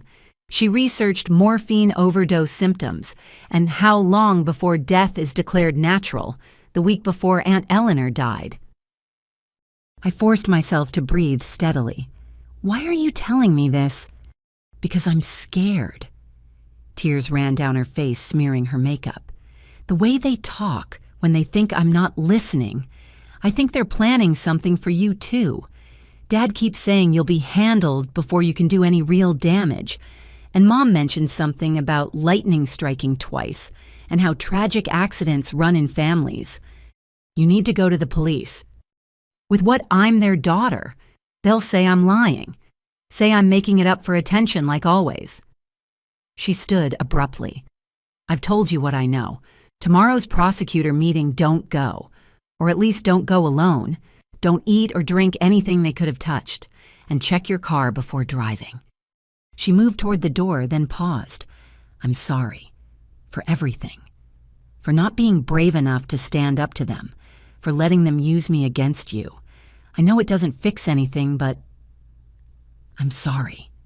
After she left, I called Jennifer immediately, then Detective Morse, then hired a private security team for the prosecutor meeting. If Daniel was escalating to physical threats, I wouldn't make it easy for him. The meeting with Prosecutor Nielsen took place in a federal building with metal detectors and security cameras. I brought Jennifer 2 associates and 4 boxes of evidence. Daniel's legal team arrived with twice as many lawyers and their own mountain of documents. Ms. Nielsen. Daniel's lead attorney began smoothly. We're here to discuss Ms. Fairchild's pattern of corporate theft, beginning with her suspicious acquisition of shares through shell companies. Actually, I interrupted, we're here to discuss murder. The room went silent. Even my own lawyers looked shocked I hadn't told them about Madison's visit. Prosecutor Nielsen leaned forward. That's a serious allegation, Miss Fairchild. Then it's fortunate I have serious evidence. I placed Tom Bradley's flash drive on the table. Security footage from the night my mother died showing Daniel Fairchild entering her room and removing her medical alert device. Her actual will signed hours before her death, which he destroyed and replaced with forgeries. And this, I added Madison's insurance documents copied before returning to her. Proof that Daniel took out a $20 million life insurance policy on his dying wife without her knowledge.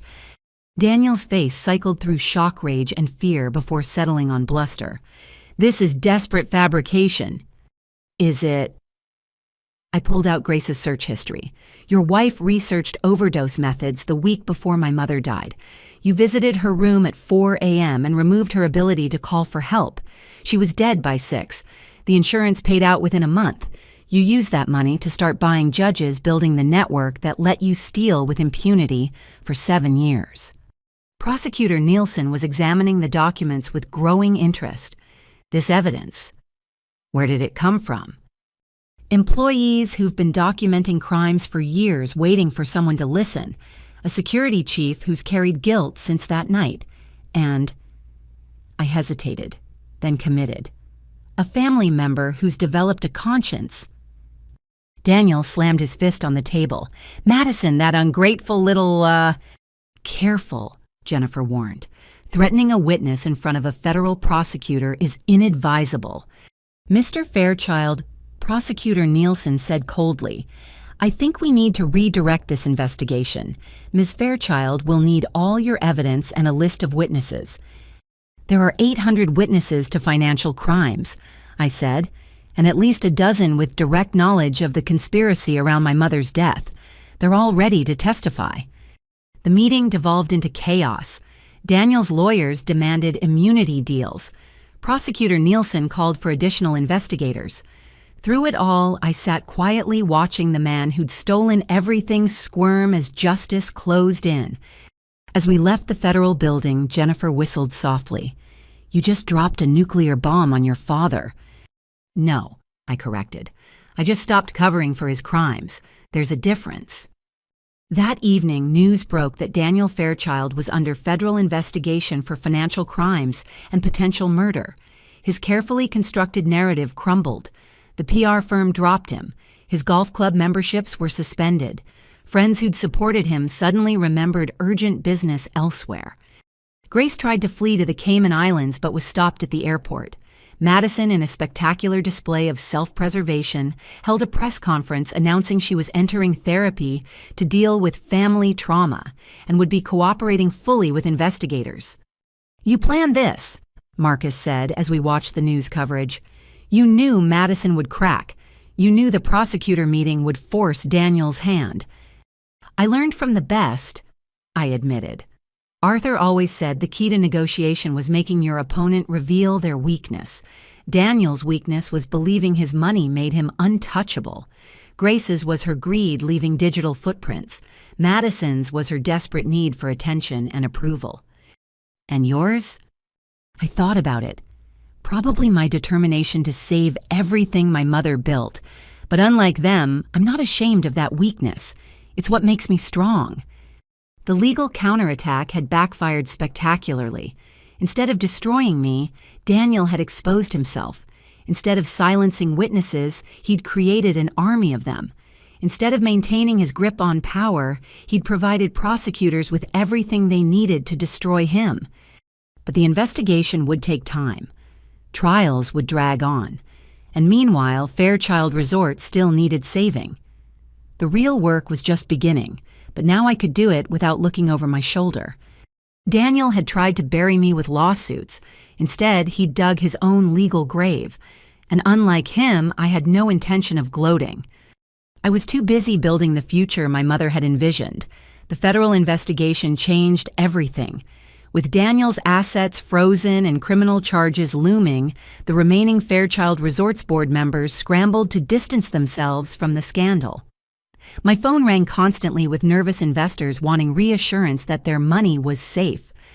It was during this chaos that I received an unexpected call from Mitchell Stevens, chairman of Hartwell Properties Board. "Anastasia, we need to meet. There's something about Arthur's succession plan we haven't discussed." I met him at Hartwell's flagship property where I'd learned the business from the ground up. The boardroom felt different now, knowing I'd never again see Arthur at the head of the table. Mitchell didn't waste time on pleasantries. Arthur left specific instructions regarding Hartwell Properties' future. He believed the industry was ready for consolidation, but only under the right leadership, someone who understood both business and humanity. He slid a folder across the table. My hands trembled as I opened it, revealing Arthur's final strategic plan. It wasn't just about succession, it was about revolution. He wanted you to merge Hartwell Properties with Fairchild Resorts, Mitchell explained. Create something new, something that could set standards for the entire industry. I stared at the numbers. Hartwell's 42 properties, Fairchild's 18. Combined, they'd represent 70% of luxury hotels in our region. The antitrust implications alone are manageable, according to our lawyers, especially given Fairchild's current distress. This wouldn't be a monopoly, it'd be a rescue. Arthur spent 3 years laying the groundwork, getting regulatory pre-approval structuring, everything to be bulletproof. Why didn't he tell me? Mitchell smiled sadly. He wanted you to save Fairchild first, prove you could resurrect what was broken before he handed you an empire. Classic Arthur, everything was a lesson. I spent the next week reviewing Arthur's plan. He'd thought of everything: financing structures that protected employees, brand integration, that preserved each chain's identity expansion possibilities, that could take us national. It was brilliant, comprehensive, and exactly what my mother would have dreamed of. But it required board approval from both companies. Hartwell's board, handpicked by Arthur, was supportive. Fairchild's board, in chaos from the scandal, would be harder to convince. I decided to make my announcement at the hospitality industry's annual conference. Every major player would be there, including the wavering Fairchild board members. If I was going to swing for the fences, I'd do it publicly. The conference hall was packed. Industry journalists, competitors, and hundreds of employees from both chains filled every seat. I took the stage wearing my mother's lucky pearls and Arthur's watch, carrying both legacies with me. 7 years ago, Fairchild Resorts threw out an 18-year-old girl with $40 and a suitcase. They thought they were discarding someone worthless. Instead, they freed me to learn from the best Arthur Hartwell, who taught me that hotels aren't about buildings, but about people. Today, I'm announcing the next chapter for both companies. The presentation screens lit up with the merger plans. Gasps rippled through the audience as the scope became clear. This wasn't just combining two companies, it was reimagining what hospitality could be. Effective immediately, I'm stepping down as CEO of Fairchild Resorts. I continued letting the shock settle, because I've accepted the board's offer to become CEO of Hartwell Properties, and my first act is to propose a full merger creating Hartwell Fairchild Hospitality Group. The room exploded with questions, but I raised my hand for silence. This isn't about corporate maneuvering, it's about values. Every employee will retain their job with improved benefits. Every property will be renovated to exceed industry standards. Every guest will experience what hospitality meant to Eleanor Fairchild and Arthur Hartwell: genuine care, impeccable service, and the belief that luxury isn't about price, but about how people are treated. Richard Pemberton stood up from the Fairchild board section. This is highly irregular. The board hasn't done much of anything except enable Daniel's crimes, I interrupted. But that changes today. I'm calling for an emergency vote. Board members can choose merge with Hartwell under my leadership or watch Fairchild Resorts sink into bankruptcy and criminal proceedings, because those are your only options. I left the stage to thunderous applause from employees and stunned silence from executives. In the lobby, reporters swarmed, but I pushed through to find Maria Carmen and other long-time employees. "Is it real?" Maria asked, tears in her eyes. "Are you really taking over both companies?" "If the board approves," I said then louder for the gathering crowd, "and if you'll trust me, this only works if we do it together. Every housekeeper, every desk clerk, every maintenance worker. You're not just employees, you're the heart of what we're building." The emergency board meeting convened that afternoon. Fairchild board members, realizing their alternatives were merger or destruction, voted unanimously to approve. Even Richard, facing his own legal problems for enabling Daniel's crimes, couldn't argue with the lifeline I was offering. Grace, watching from house arrest, released a bitter statement calling me a corporate raider who manipulated a dying old man. Madison, in a rare moment of wisdom, posted nothing. Daniel, in federal custody, was reportedly so angry he had to be sedated. But I wasn't thinking about them. I was in Arthur's old office, now mine, with Mitchell and the combined leadership team planning the integration. "We'll need to move fast," Jennifer advised. "With Daniel's criminal trial starting, media attention will be intense. We should use it to rebrand, show the world we're different now." "No rebranding," I decided. Hartwell Fairchild, both names, both legacies. We're not erasing history, we're honoring it while building something better. Marcus pulled up staffing projections. With 60 properties, we'll need massive hiring, training programs, leadership development. "Partner with hospitality schools," I suggested. "Full scholarships for employees' children, apprenticeship programs. Turn every property into a teaching hotel where people can build careers, not just find jobs." "That's expensive," the CFO warned. "That's investment." Arthur taught me the difference. Short-term thinking created Daniel's mess. We're playing a longer game. Over the next month, the merger progressed with stunning speed. Employees who'd been enemies under competing brands worked together, seamlessly united by shared vision. Properties that had poached each other's clients began referring business back and forth.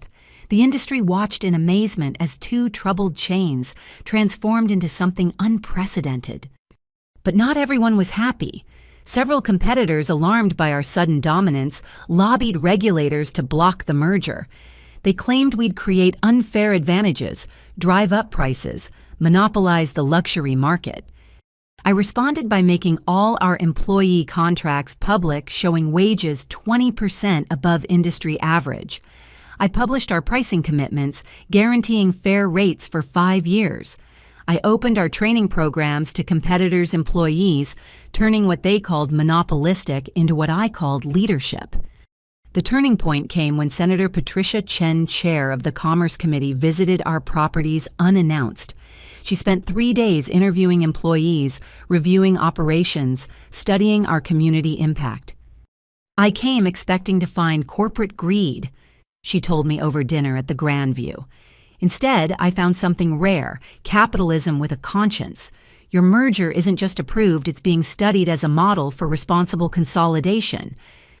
That evening, I stood on the terrace where my mother had celebrated her last anniversary with Daniel. The gardens she'd designed were blooming again, properly maintained for the first time in years.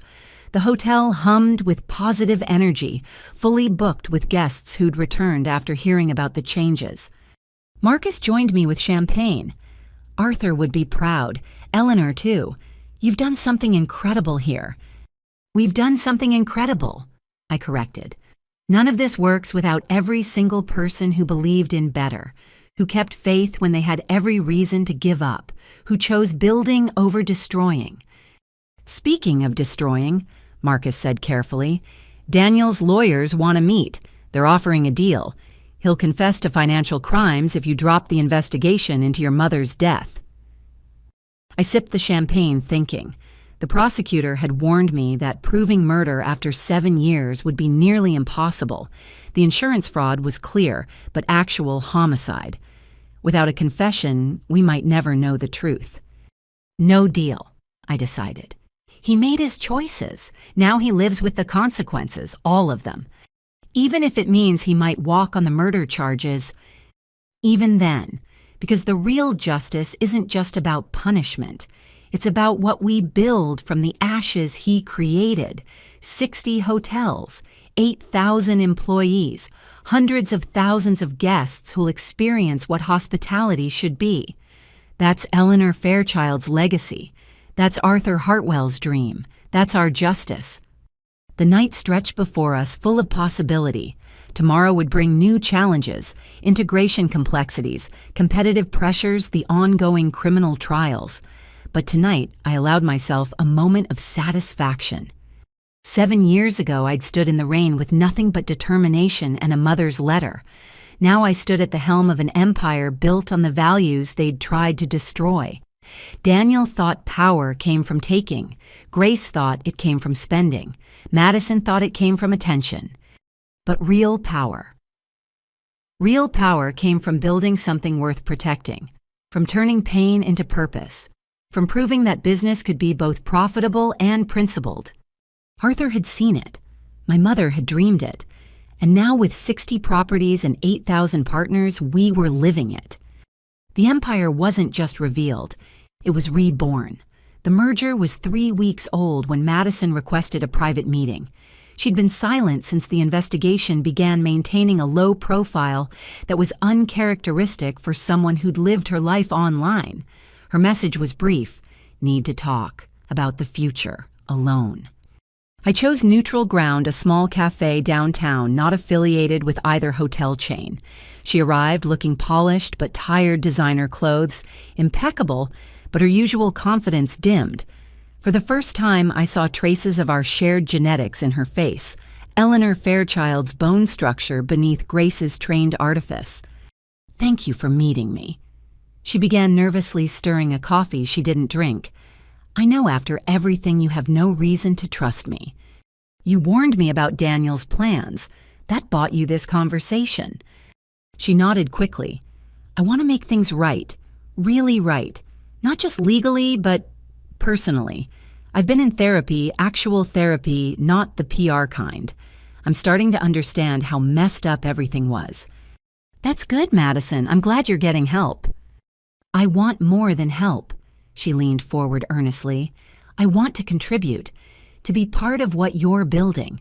I know I don't deserve it, but I'm Eleanor's granddaughter too. This is my heritage as much as yours." I studied her carefully. "What exactly are you proposing?" "Let me work for the company. Real work, not the fake influencer job Dad created. I'll start at the bottom, prove myself like you did.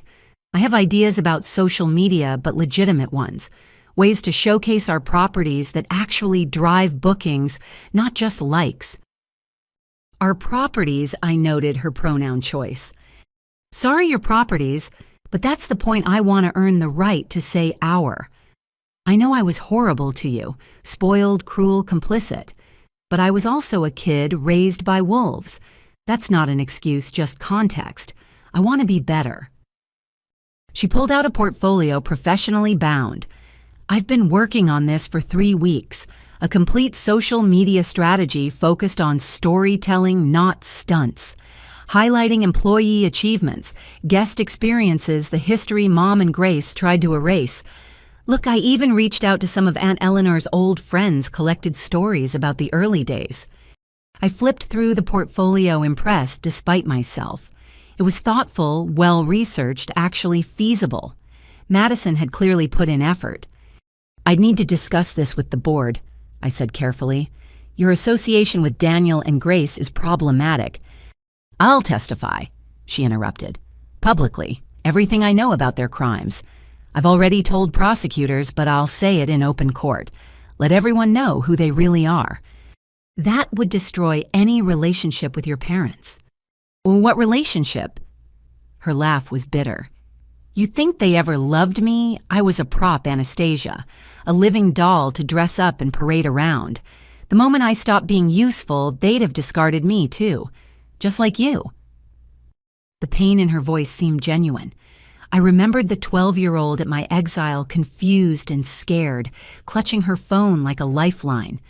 Maybe she had been as much a victim as a perpetrator. "I'll consider it," I said finally. "But Madison, if I give you this chance and you betray me—" "I won't," she said quickly. "I swear, I know I have to earn your trust. Just let me try." I agreed to a trial period. Madison would start in marketing as an intern, no special treatment reporting to someone who didn't know our history. If she succeeded on merit alone, we'd discuss next steps. For 2 weeks, it went well. Madison showed up early, stayed late, accepted criticism gracefully.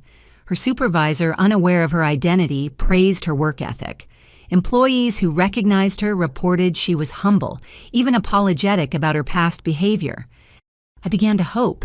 Maybe redemption was possible. Maybe family could be salvaged from the wreckage. Arthur would have advocated for forgiveness. My mother certainly would have wanted me to give her a chance. The betrayal came on a Thursday evening. Marcus burst into my office, tablet in hand. "You need to see this. Madison's been recording everything." The video was already viral. "Inside the Fairchild Empire, a daughter's truth," blazed across the screen. Madison, in full influencer mode, spoke earnestly to the camera. "I've been undercover in my sister's organization for weeks now," she began. "What I've discovered will shock you. Behind the PR spin about employee care and ethical leadership, Anastasia Fairchild is running a cult of personality. Employees are terrified to speak out. Anyone who questions her is blacklisted.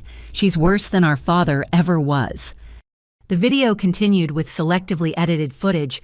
Me looking stern in meetings became tyrannical leadership. Standard performance reviews became intimidation tactics. Normal business discussions were framed as secret plotting. But the worst part was her reveal of confidential information. Details about employee salaries, private medical accommodations, we'd made sensitive financial data, all presented as evidence of corruption rather than care. "She claims to be different," Madison concluded tearfully, "but power corrupts. I tried to give her a chance, tried to be supportive. But I can't stand by while she destroys what our mother built. Someone had to speak the truth." Within an hour, the video had 1 million views. Competitors seized on it immediately. Business news channels ran segments questioning my leadership. 3 corporate clients called to express concerns. I convened an emergency meeting with senior staff. "How much damage are we looking at?" Jennifer was grim. She recorded privileged conversations. Some of what she revealed could violate employee privacy laws, but the damage to trust is worse. Staff feel exposed, betrayed. "The timing isn't coincidental," Marcus added. "This drops right before Daniel's preliminary hearing. It's meant to discredit you as a witness." I felt the full weight of my naivety. I'd wanted to believe in redemption in family and second chances. Instead, I'd handed our enemies ammunition. "Draft a response," I ordered. "Factual, not emotional, point-by-point refutation of her claims, and Jennifer explore legal options. She signed NDAs as an intern. She's violated every one of them." As the team dispersed, I remained alone in the conference room where my mother had once held board meetings. The portrait of her on the wall seemed to watch with sad understanding. She'd always seen the best in people, too. It's what made her a great leader and a vulnerable target. My phone rang. The caller ID showed Madison's number. Against my better judgment, I answered. "Brilliant, right?" Her voice had lost all trace of the vulnerability she'd performed in the cafe. Dad's lawyers helped with the editing. The crying was Grace's idea. She said it would play better than anger. "Why, Madison, I gave you a real chance." "A chance to be your employee, to grovel for scraps while you sit on the throne. I'm a Fairchild, too. I deserve equal share of everything." "You deserve what you earn. That was always the difference between us." "No, the difference is you got Arthur Hartwell and I got Daniel and Grace.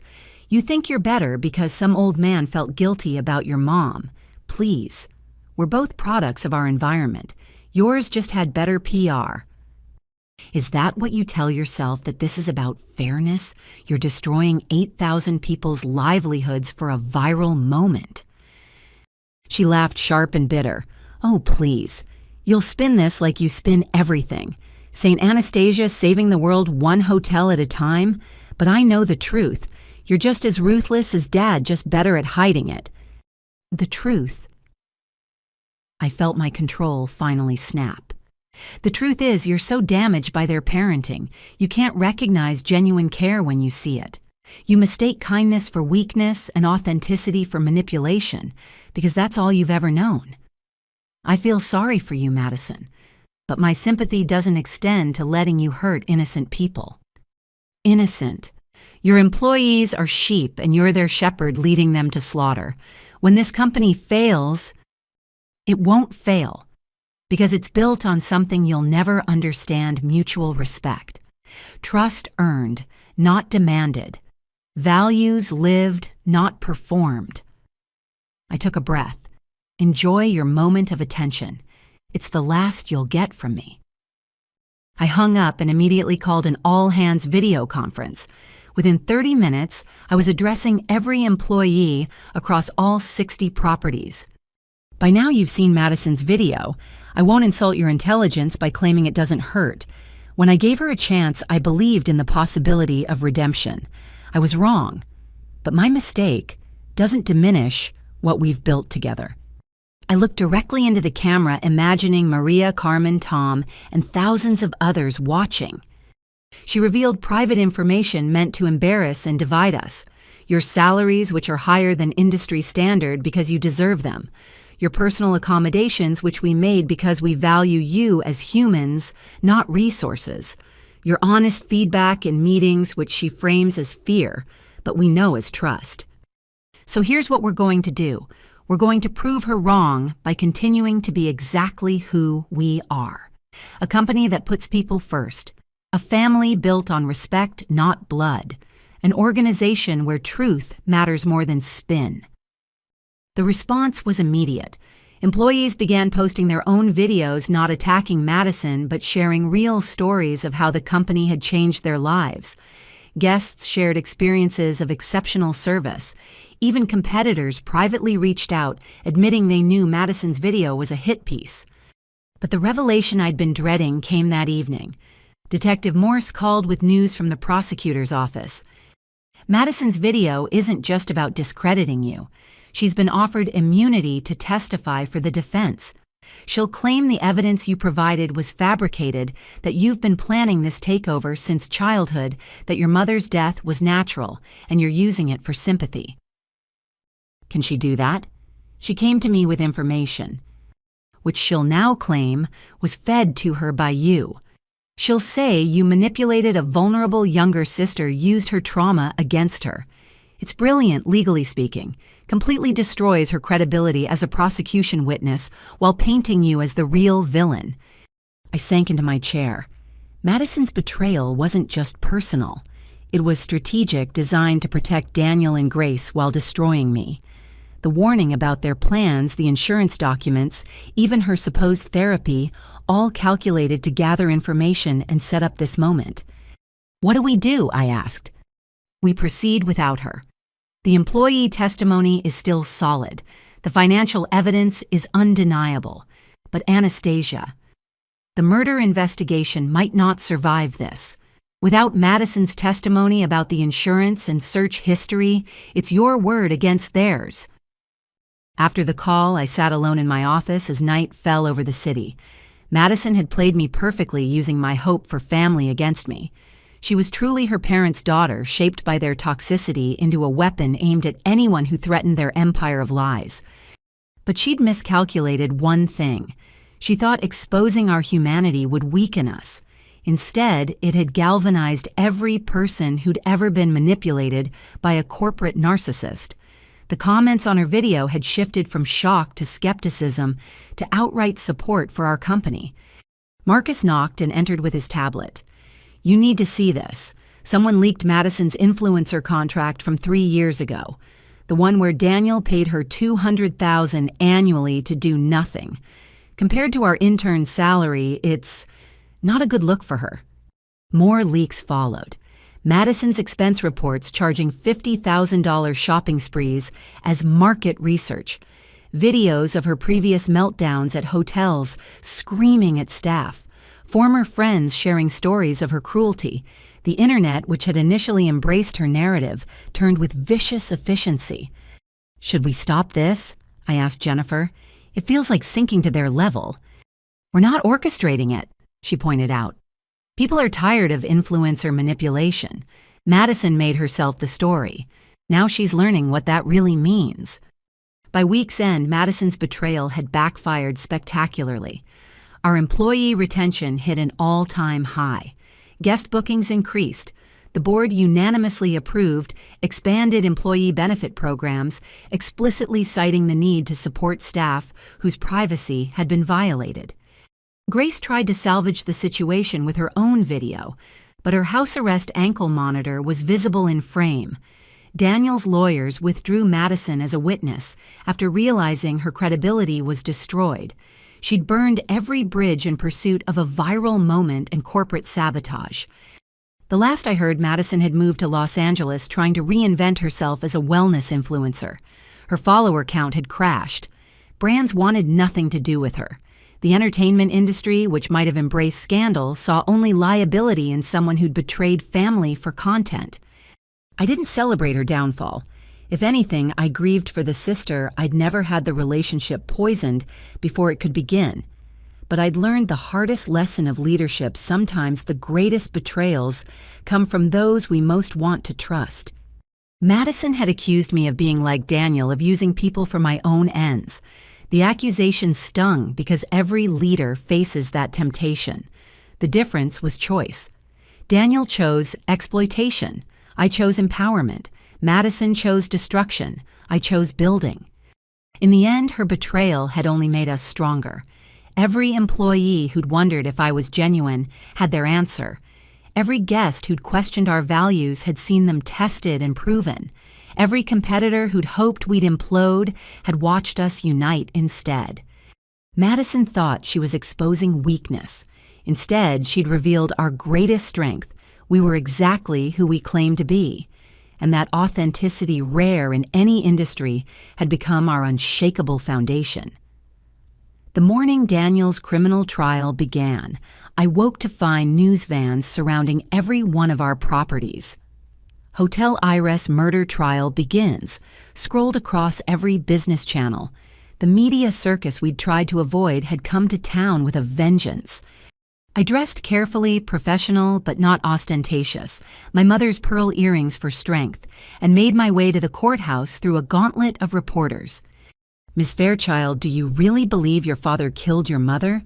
Anastasia, is this all about revenge? How does it feel to destroy your own family?"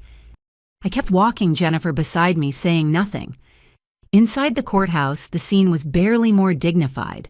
The gallery was packed with journalists, curiosity seekers, and industry observers.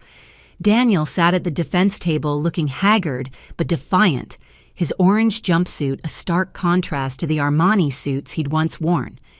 Grace sat in the front row, her designer outfit unable to hide the ankle monitor beneath. She'd been released on bail but faced her own trial for money laundering. Madison was notably absent, her failed betrayal having made her too toxic for even Daniel's defense team. Prosecutor Patricia Nielsen opened with devastating efficiency. "Ladies and gentlemen of the jury, this case is about greed, betrayal, and ultimately murder. Daniel Fairchild didn't just steal from his company and employees. He stole his daughter's inheritance, his workers' dignity, and finally his wife's remaining days." The financial evidence came first. Forensic accountants detailed the systematic embezzlement, $47 million over 7 years. Pension funds drained, vendor payments diverted, employee tips stolen. The jury looked increasingly disgusted as the numbers piled up.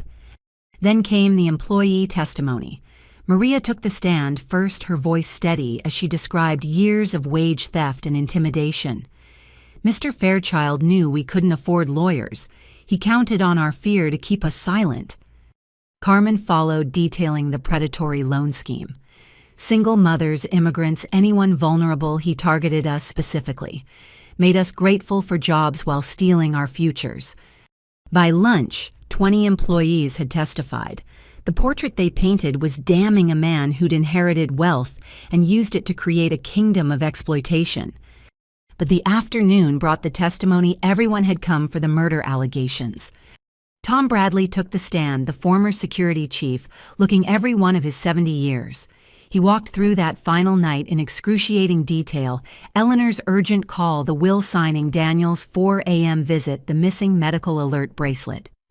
"She was stable when I left at 2:30, Tom testified, talking about her plans for Anastasia, worried about what Daniel might do. When I saw him leaving her room at 4:15, he was carrying papers and her bracelet, the one she never took off." The defense attorney, a shark in a $1,000 suit, attacked immediately. "Mr. Bradley, isn't it true you were fired by Daniel Fairchild for drinking on the job?" "I retired voluntarily, and I've been sober for 6 years." "But you held a grudge. You blamed him for your career ending." "I blamed myself for not speaking up sooner. Mrs. Eleanor died thinking her daughter would be protected. I failed her then. I won't fail her now." The medical evidence was clinical but chilling. Eleanor's oncologist testified she'd had weeks, possibly months, to live. The sudden decline was unusual but not impossible with late-stage cancer. However, the morphine levels in her system were at the very highest end of therapeutic range.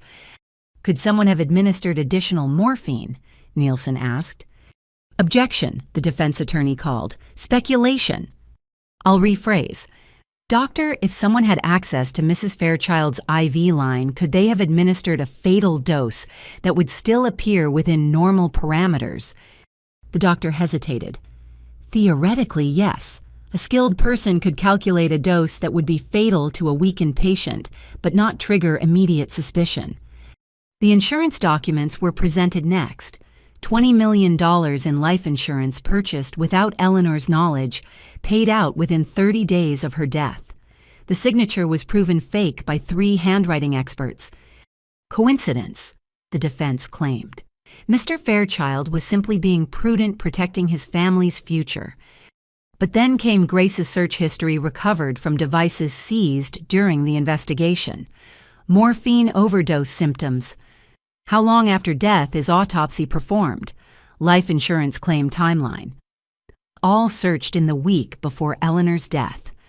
Grace, watching from the gallery, went pale as her digital footprints were displayed on courtroom screens. She tried to leave but was blocked by bailiffs.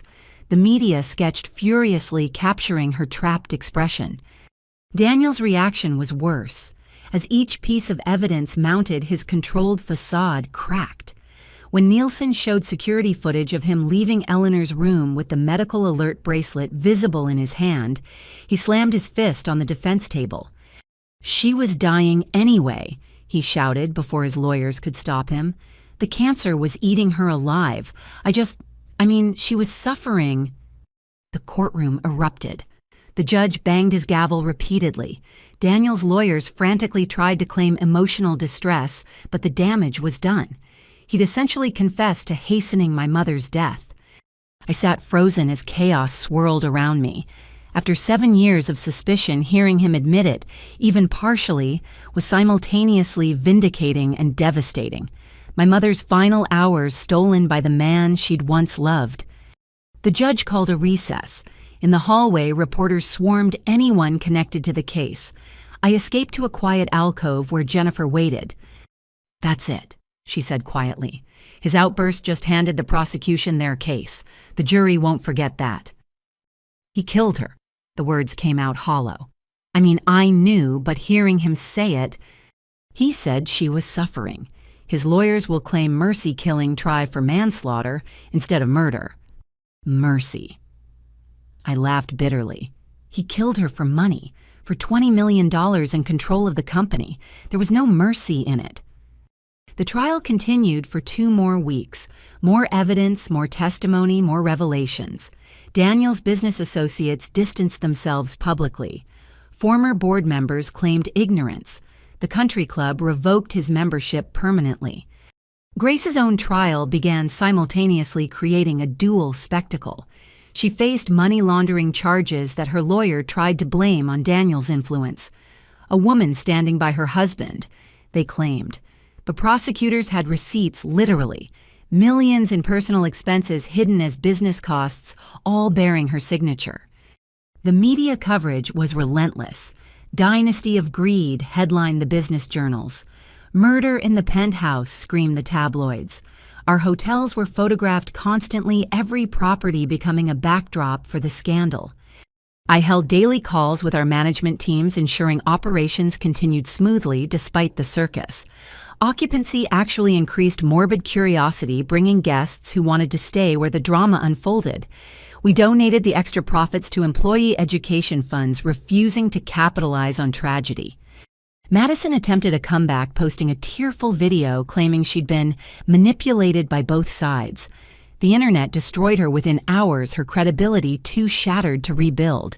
She deleted all her social media and disappeared from public view. The verdicts came on a Thursday. Daniel first guilty of first-degree murder, embezzlement, fraud, and conspiracy. The jury had deliberated only 6 hours. Life in prison without parole plus 200 years for the financial crimes. Grace's verdict followed guilty on all counts of money laundering and fraud. 15 years in federal prison, no possibility of early release. As the verdicts were read, I felt no satisfaction, only a hollow sense of completion. Justice had been served, but it couldn't bring back my mother or the 7 years stolen from me. Outside the courthouse, I finally spoke to the media. Today isn't about victory, it's about accountability. Daniel and Grace Fairchild betrayed every principle my mother stood for: integrity, compassion, service. But their actions don't define Fairchild Resorts anymore. Our 8,000 employees do. Our commitment to ethical business does. Eleanor Fairchild's true legacy isn't in a courthouse, it's in every guest served with dignity, every employee treated with respect, every standard maintained with pride. "Will you visit your father in prison?" a reporter asked.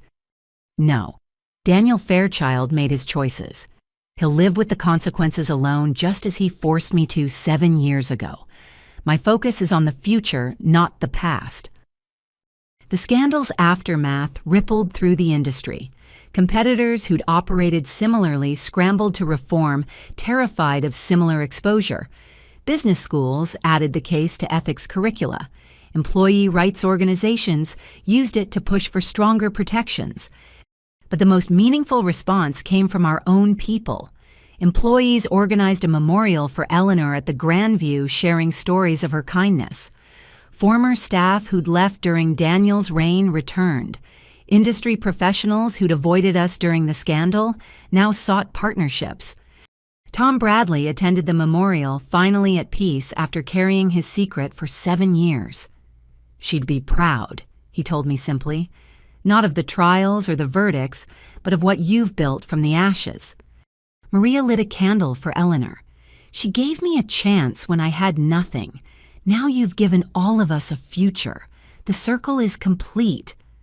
That evening, I stood in my mother's garden at the Grandview, now restored to its former beauty.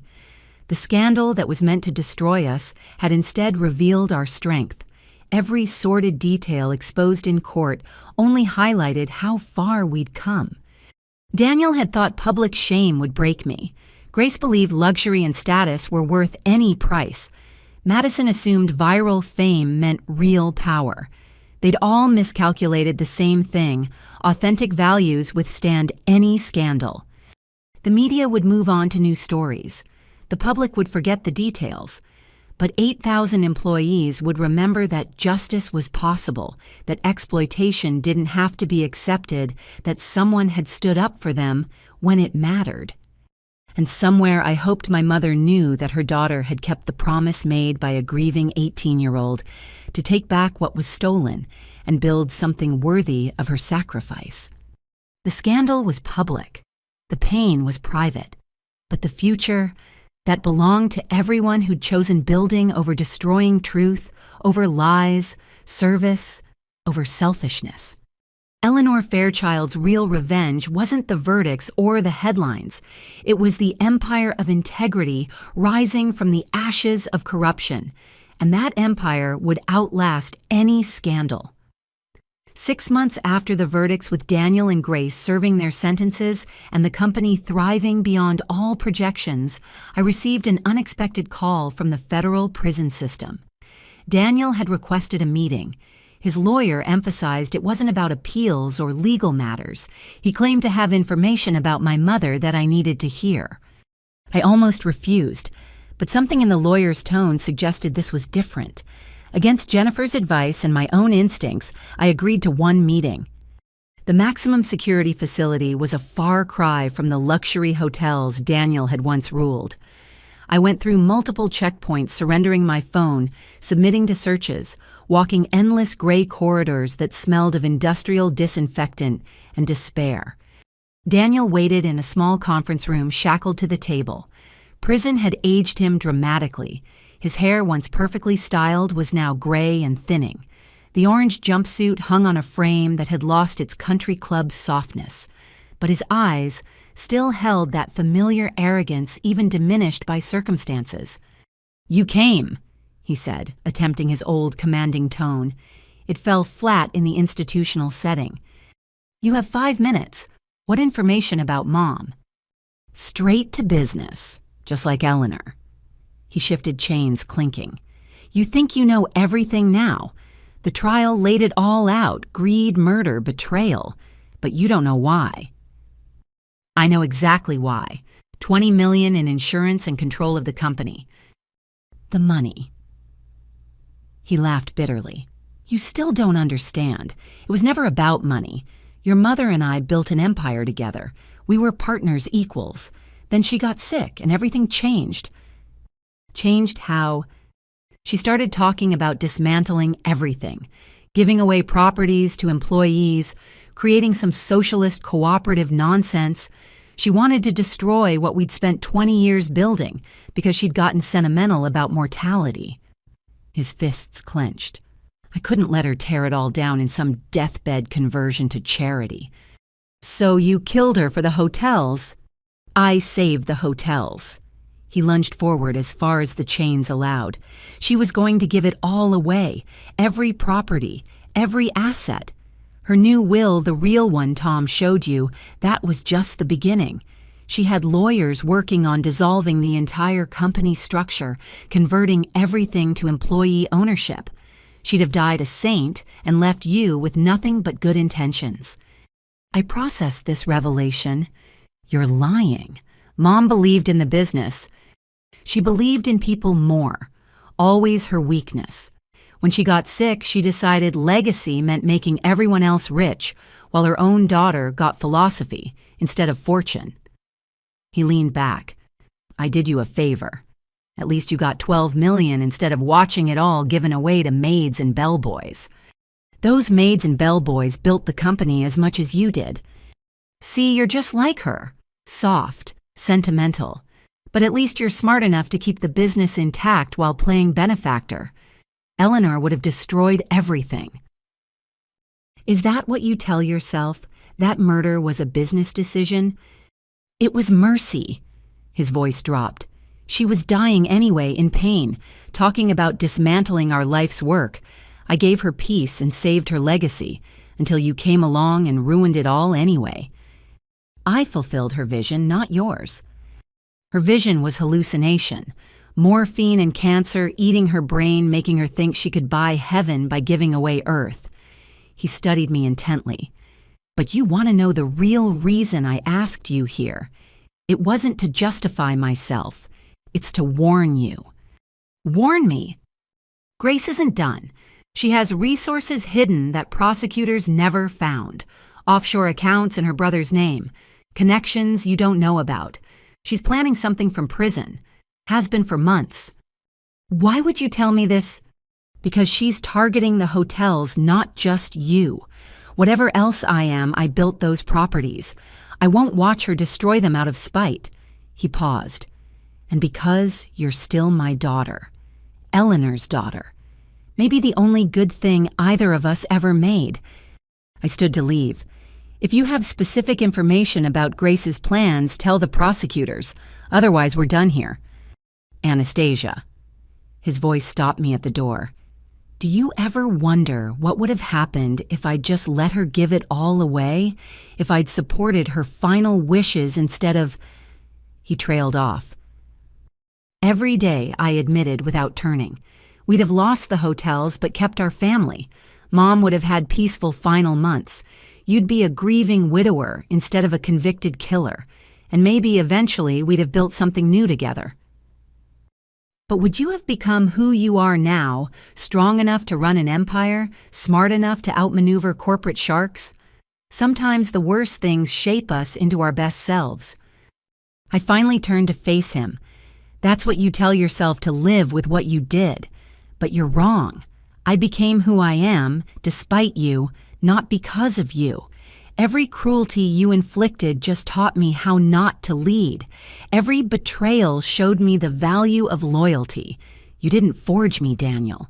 You just showed me exactly who I never wanted to be. His face crumpled slightly. For a moment, I saw the man my mother might have loved before greed consumed him. The information about Grace is real, he said quietly. Her brother Marcus, not your Marcus. Different one has been moving money through shell companies. They're planning to buy distressed properties near ours, create competing hotels designed to undercut our prices and poach our staff. She calls it Project Phoenix. I absorbed this. Why should I believe you? Because I gain nothing from lying now. I'll die in here. Grace will too. But Madison, he hesitated. Madison's working with them. She thinks if she helps Grace destroy what you've built, she'll finally get her inheritance. They're using her again, and she's too desperate to see it. When? Soon, within the month. They've been waiting for you to feel secure to let your guard down. The peace was always temporary, Anastasia. Grace doesn't forgive. Ever. I left without another word. In the parking lot, I called Marcus immediately. We need a full financial security review. Every competitor, every property, purchase every new development within 50 miles of our hotels, and find out everything about Marcus Winters, Grace's brother. The investigation took 2 weeks. Daniel's information proved accurate. Shell companies in the Caymans were accumulating capital. Property purchases were being negotiated through intermediaries. Former employees, mostly those fired for cause, were being recruited with promises of management positions. But the real shock came when we discovered the funding source, a group of investors who'd lost money when we'd exposed various hospitality industry schemes. They saw Grace's revenge plan as an opportunity to damage our reputation and recoup losses. Madison was indeed involved, though surveillance showed her looking increasingly haggard and uncertain. She'd been promised CEO position of the new chain, but even she seemed to realize the impossibility of competing with 60 established properties using only spite as a business model. I convened a war council with my senior leadership. They're planning to announce on the anniversary of Daniel's conviction, maximum media impact, properties in 12 locations, all adjacent to ours, all offering rates 20% below our costs. They'll hemorrhage money, our CFO calculated. No sustainable business model, it's a kamikaze run. That's the point. They don't care about profit. They want to force us into a price war damage our brand maybe grab enough market share to sell to our competitors. I pulled up the property maps, but they've made a crucial mistake. Jennifer saw it first. The zoning. Half these properties aren't zoned for hotels. They'd need variance approvals that could take years. And the other half are in historic districts with strict renovation guidelines. They're planning to use Grace's flashy style, which will never get approved. Marcus grinned. They've spent millions on properties they can't legally convert. Unless, I said slowly, someone helps them navigate the regulations, shows them how to work within restrictions, maybe even partners with them on development. The room went silent, then erupted. Partner with Grace. Are you insane? She tried to destroy us. This is corporate Stockholm syndrome. I raised my hand for silence. Not partner, acquire. Let them spend their investors' money on properties and initial development. When they realize the impossibility of their plan, and they will, we offer to buy them out. Turn their revenge into our expansion. You want to let them fail, then swoop in, Jennifer asked. I want to give them every opportunity to succeed legitimately. Offer Madison a real position with real mentorship. Show Grace's investors that cooperation yields better returns than competition. Transform enemies into allies, or at least neutralize them. The strategy was risky, but it aligned with everything my mother and Arthur had taught me: turn obstacles into opportunities, enemies into educators, revenge into renewal. I reached out through intermediaries offering to meet with Grace's investment group. They were suspicious but curious. The meeting was set for Neutral Ground, a conference center owned by neither chain. Grace's brother Marcus led their delegation. He had her sharp features but lacked her polish, a mid-level schemer trying to play in the big leagues. Madison sat beside him, designer clothes, not quite hiding her exhaustion. Ms. Fairchild. Marcus began aggressively. We're here to inform you that Winter's Hospitality Group will be launching next month. Your monopoly on luxury hotels in this region is over. Congratulations on your new venture, I replied calmly. I'm actually here to propose something that might benefit both our organizations. We don't need anything from you, Madison interjected, but her voice lacked conviction. No, then you've already figured out the zoning issues in Burlington, the historic preservation requirements in Charleston, the environmental impact studies required in Denver. I slid folders across the table. These are the regulatory challenges for your 12 properties. At minimum, you're looking at 3 years before you can break ground on half of them. Marcus's bravado faltered as he scanned the documents. The investors behind him exchanged worried glances. However, I continued, Hartwell Fairchild has excellent relationships with these regulatory bodies. We could help expedite approvals, share our architectural plans that have already passed historic review, even provide training for your staff. I paused. For a price. What price? An investor asked sharply. Equity stake, say 40%. You get operating hotels years faster. We get expansion opportunities without bidding wars. Everyone wins. This is a trick, Madison said. You're trying to control us like you control everything else. Madison, I said gently, I'm trying to save you from making the same mistakes your parents did. Building a business on revenge is like building on sand. It might stand briefly, but it won't last. I looked at each investor. You've been promised returns based on damaging us, but damage doesn't pay dividends. Success does. The lead investor, a sharp woman named Patricia Stone, spoke up. What guarantee do we have that you won't sabotage us after we've invested millions? Because sabotage isn't profitable. Your success near our properties could create hospitality districts that benefit everyone. Rising tides lifted boats. I stood. Take a week. Review the regulatory files. Check our track record of partnership deals.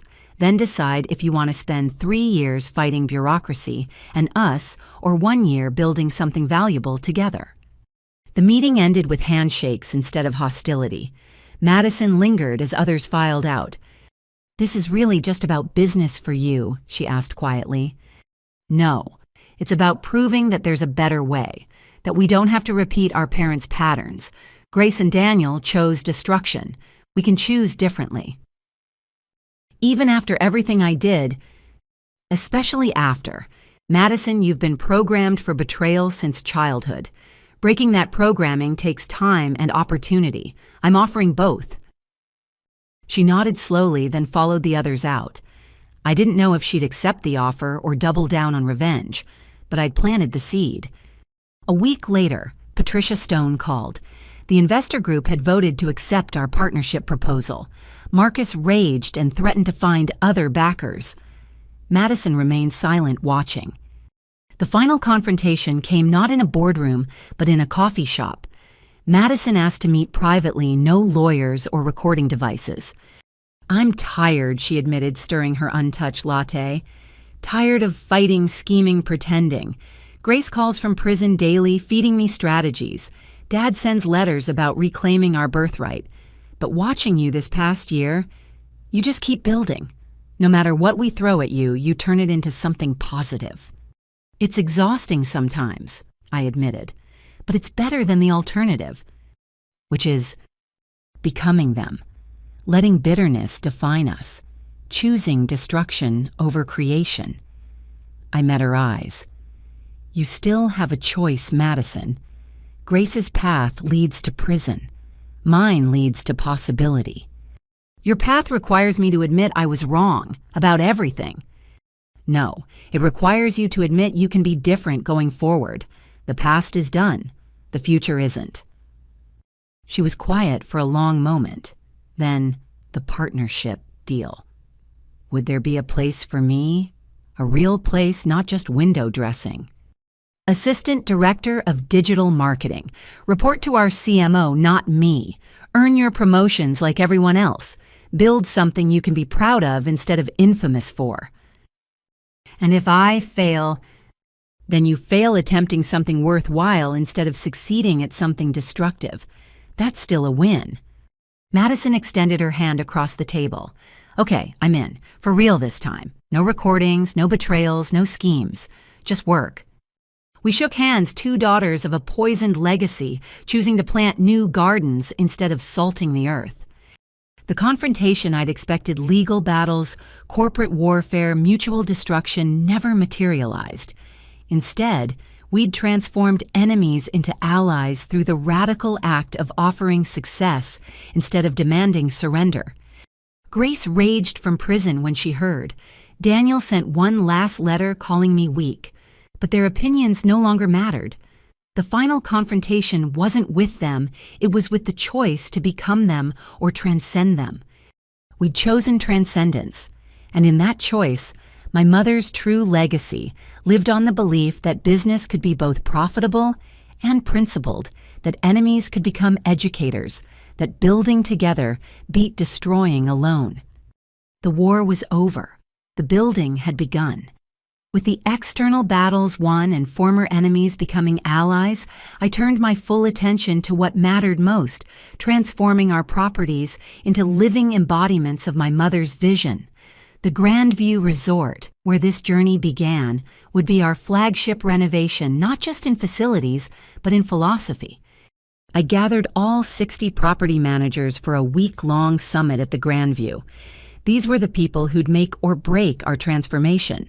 Half had worked under Daniel's regime, the other half came from Hartwell's culture. Merging them into a unified vision would take more than presentations. We're not here to talk about renovations. I opened standing in the same ballroom where Daniel had once held court. We're here to reimagine what a hotel can be. Not just a place to sleep, but a community anchor. Not just a business, but a force for good.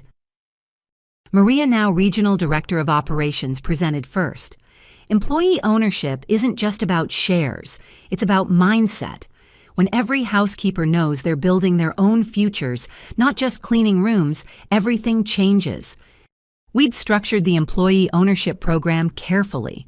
20% of company equity distributed based on tenure and performance.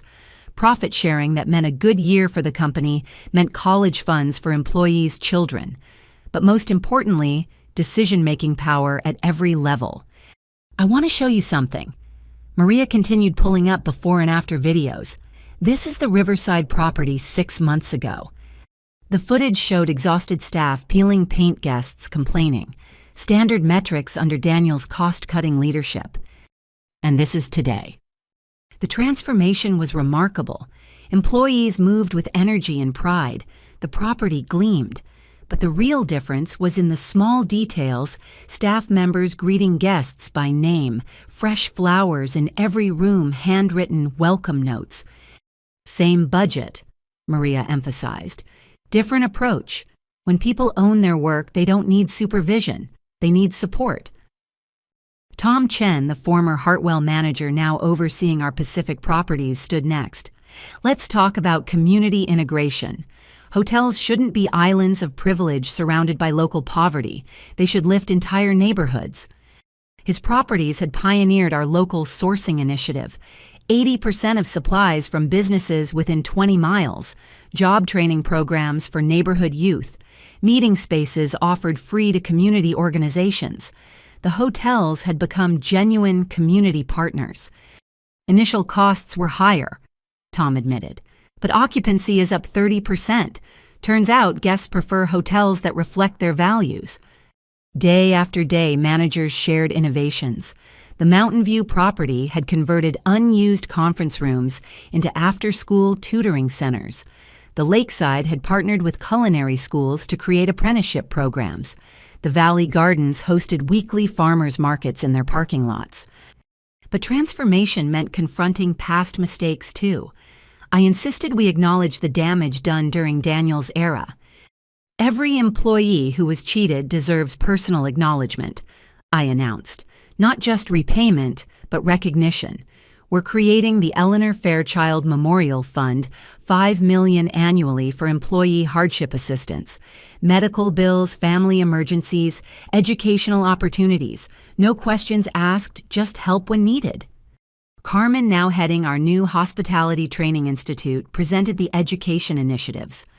Every employee gets 40 hours annual paid education leave, tuition reimbursement for any hospitality-related degree, and this, she clicked to show architectural plans, is our new training center, built where Daniel's private wine cellar used to be. The symbolism wasn't lost on anyone. Where Daniel had hoarded luxury, we'd create opportunity. The renovation plans themselves reflected our values. Grace's gaudy penthouses became employee wellness centers. Madison's Instagram-worthy party suites transformed into childcare facilities. Daniel's executive floors opened as co-working spaces for local entrepreneurs. But what about luxury? Asked one longtime manager nervously. Our guests expect exclusivity. They'll get it, I assured him. But luxury redefined. Not isolation from community, but integration with it. Not service extracted from employees, but excellence freely given by partners. Watch. I showed them letters from guests over the past months. A CEO praising how energized our staff seemed. A family touched by employees who'd gone above and beyond because they wanted to, not because they had to. Corporate clients choosing us specifically for our values. True luxury. I explained is staying somewhere that treats everyone beautifully, from the guest in the penthouse to the person cleaning it. Madison, in her new legitimate role, presented digital initiatives that actually served purposes beyond vanity metrics. Virtual tours highlighting employee stories, social campaigns celebrating local partnerships, booking systems that showed exactly how stays supported communities. Authenticity drives engagement, she said, clearly nervous, presenting to skeptical veterans. When we stopped manufacturing moments and started capturing real ones, our online presence exploded. Positive mentions up 400%. The biggest transformation was physical. We committed $200 million to renovations over 2 years, but not the cosmetic fixes Grace had favored. Deep infrastructure improvements, solar panels, water recycling systems, energy-efficient everything. Rooms designed for genuine comfort, not just photogenic angles. Marcus coordinated with Patricia Stone's investment group, now our partners, rather than competitors. Their properties would complement ours, creating destination districts that benefited everyone. 12 new hotels, all following our standards, he reported. Employee ownership from day one. Community integration built into design. We're not just expanding, but evangelizing. The week culminated in a ceremony I hadn't planned. Employees from every property had secretly coordinated to create something extraordinary. They'd commissioned a portrait of my mother, not the formal one from corporate halls, but a collage made from thousands of photos showing her with staff over the years.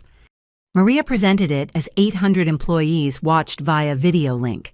Eleanor Fairchild saw us. Now we see her in everything we do. But the transformation's true test came with results. 6 months into renovations, metrics told the story. Employee retention 97%, guest satisfaction highest in company history, revenue per room up 23%, community partnership requests overwhelming, industry awards 17 and counting. The business media took notice.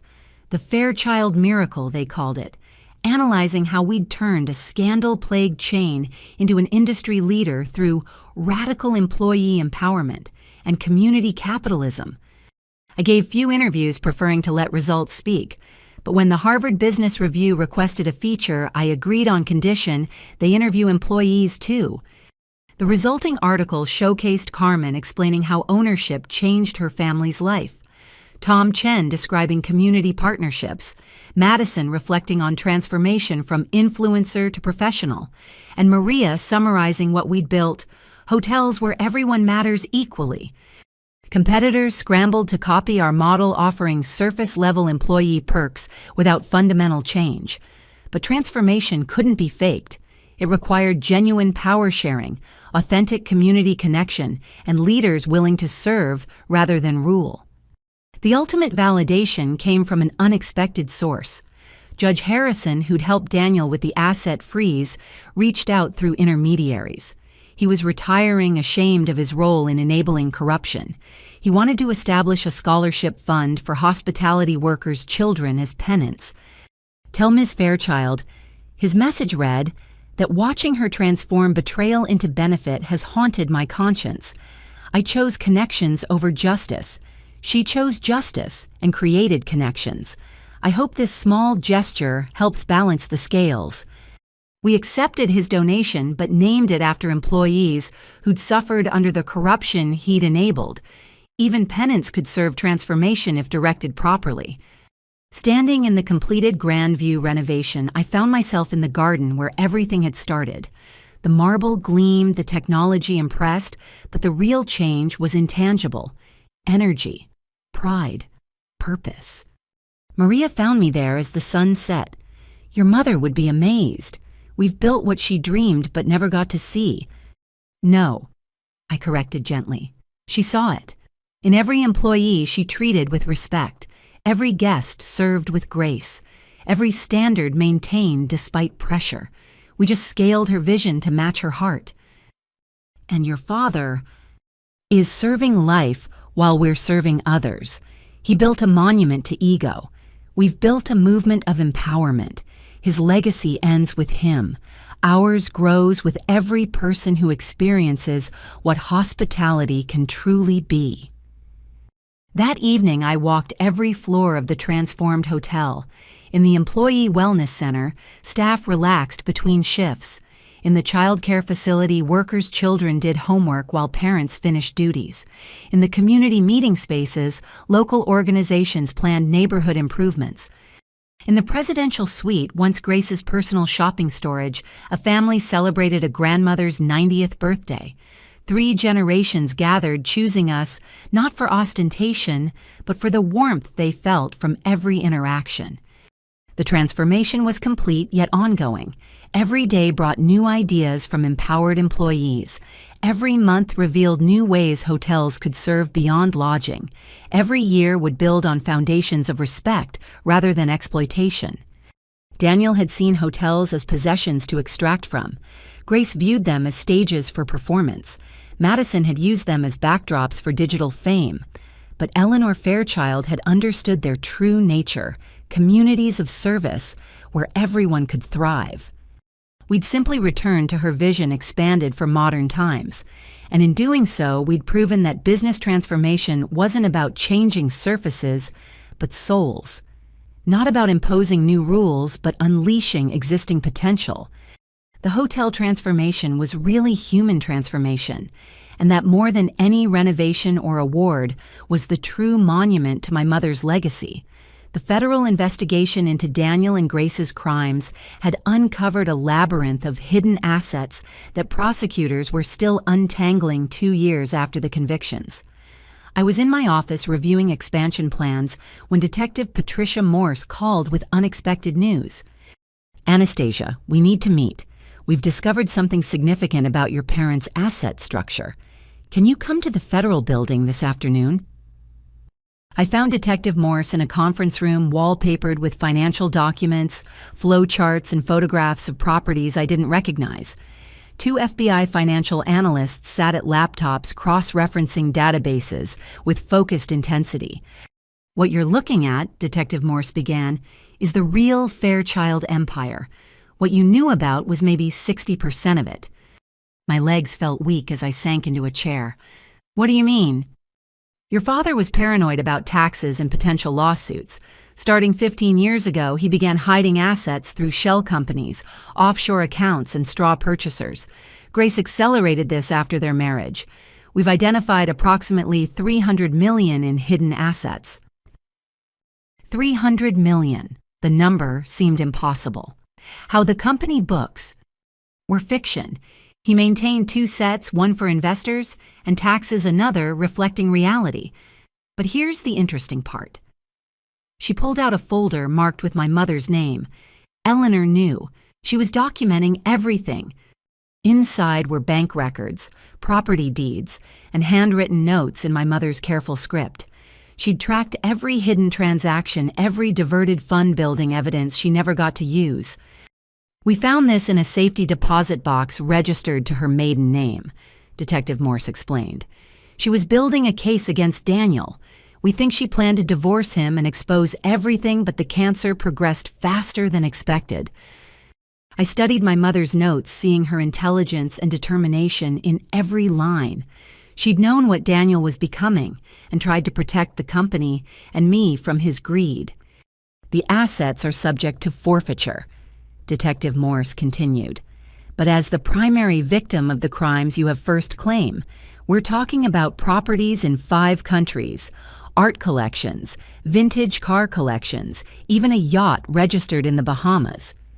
I don't want toys bought with stolen money, I said immediately. That's refreshing. Most victims want everything they can get, but there's more. The FBI wants to propose a deal. Help us unravel the full network, identify all assets, and testify about the company's legitimate operations. In exchange, you get accelerated access to recovered assets for victim restitution. Victim restitution. Not just you. Every employee Daniel cheated, every vendor he stiffed, every investor he defrauded. You could make them all whole and still have hundreds of millions for corporate use. I spent the next 3 months working with federal investigators, using my knowledge of the company to decode Daniel's schemes. Each revealed asset told a story of greed. A Swiss chalet bought the year he'd cut employee bonuses, claiming poverty. A Miami penthouse purchased while delaying vendor payments. Portuguese vineyards acquired using embezzled pension funds. Grace's hidden assets were equally appalling, but showed her particular brand of avarice. An entire warehouse of designer goods never worn, jewelry collections that could fund small countries, art bought not for beauty, but for bragging rights stored in climate-controlled vaults. She never even looked at them, the lead investigator marveled, just acquired and hoarded. Madison, when approached by investigators, proved surprisingly helpful. Her therapy had apparently included confronting her parents' influence, and she provided passwords to digital accounts they'd used for money transfers. I found something else, she told me during one joint session with investigators. Dad's private server. He kept videos of meetings where he planned the embezzlement. I think he wanted leverage over his co-conspirators. The videos were damning. Daniel brazenly discussing stealing employee tips, Grace calculating how to inflate renovation budgets, board members who'd claimed ignorance clearly participating in fraud. Madison had inadvertently provided evidence that expanded the investigation to a dozen other individuals. As assets were recovered and liquidated, I worked with Jennifer to structure the restitution program. Every employee who'd been cheated would receive back wages with interest. Vendors would be paid in full. The pension fund would be restored to overflowing. Total restitution amount $47 million, Jennifer calculated. That leaves approximately $250 million in recovered assets after liquidation. It goes to the employees, I decided. Bonuses for current staff, expanded benefits, the training institute Carmen runs, scholarships for every employee's child who wants higher education. All of it. Jennifer seemed stunned. You could personally claim at least half. I have enough, more than enough. This money was stolen from people who couldn't fight back. It returns to them. The announcement of the restitution program created waves throughout the industry. We held ceremonies at each property where employees received their checks. Maria cried when she got hers, $15,000 in stolen tips, repaid with interest. "This pays off my mortgage," she whispered. 20 years of payments gone. I own my home free and clear because you kept fighting for us." Carmen's Training Institute received $50 million in funding, enough to offer free hospitality education for decades. Tom Chen used property recovery funds to expand community partnerships. Marcus managed the scholarship program that would send thousands of employees' children to college. But the most significant recovery came from an unexpected source. While investigating one of Daniel's shell companies, analysts found property records for a small boutique hotel in Vermont. The address seemed familiar, and when I pulled up photographs, my heart stopped. It was the inn where my parents had met, the place my mother had talked about constantly during her illness, describing their first dance in the garden, their wedding reception in the ballroom. Daniel had bought it secretly years ago, planning to demolish it for condos. "It's yours," Detective Morse informed me, "purchased with embezzled funds, so it's subject to recovery. But given the personal connection..." I drove to Vermont immediately. The property was smaller than memory suggested, weathered by neglect but still standing. The garden where my parents had danced was overgrown. The ballroom where they'd married needed everything. But the bones were good, the history intact. In the manager's office, I found files Daniel had never bothered to examine, guest books going back 40 years, photographs of events including my parents' wedding, and in a dusty box, my mother's personal effects from her visits, their letters to my father from their courtship, pressed flowers from their wedding, even the guest book she'd signed the night they met. Her handwriting from decades ago was optimistic innocent, magical evening at the Evergreen Inn, can't wait to return with someone special, Eleanor Sheffield. She had returned with Daniel. They'd built a life, a business, a family. Then greed had poisoned everything, turning love into possession, partnership into exploitation. I made the decision instantly. The Evergreen Inn would be restored not as a Hartwell Fairchild property, but as something unique, a living museum of ethical hospitality, a place where industry professionals could learn not just service standards, but the values that should underpin them. "We'll run it as a nonprofit," I explained to the team. "Break-even operations, all profits to hospitality worker relief funds. And the garden where my parents met, we'll open it for weddings at cost for any employee of any hotel who wants to marry there." The restoration became a company-wide project. Employees volunteered labor, guests donated to the cause. Even competitors contributed, recognizing the symbol we were creating, love, could build empires, but only values could sustain them. 6 months later, we held the grand reopening. Former employees who'd worked there during my parents' courtship returned to share stories. Industry leaders toured the facility, studying our model of nonprofit hospitality. The first wedding in the restored garden was Maria's daughter marrying her college sweetheart under the same arbor where Daniel had proposed to Eleanor. I stood in the ballroom where my parents had danced at their wedding, now filled with employees, celebrating not just restoration but redemption.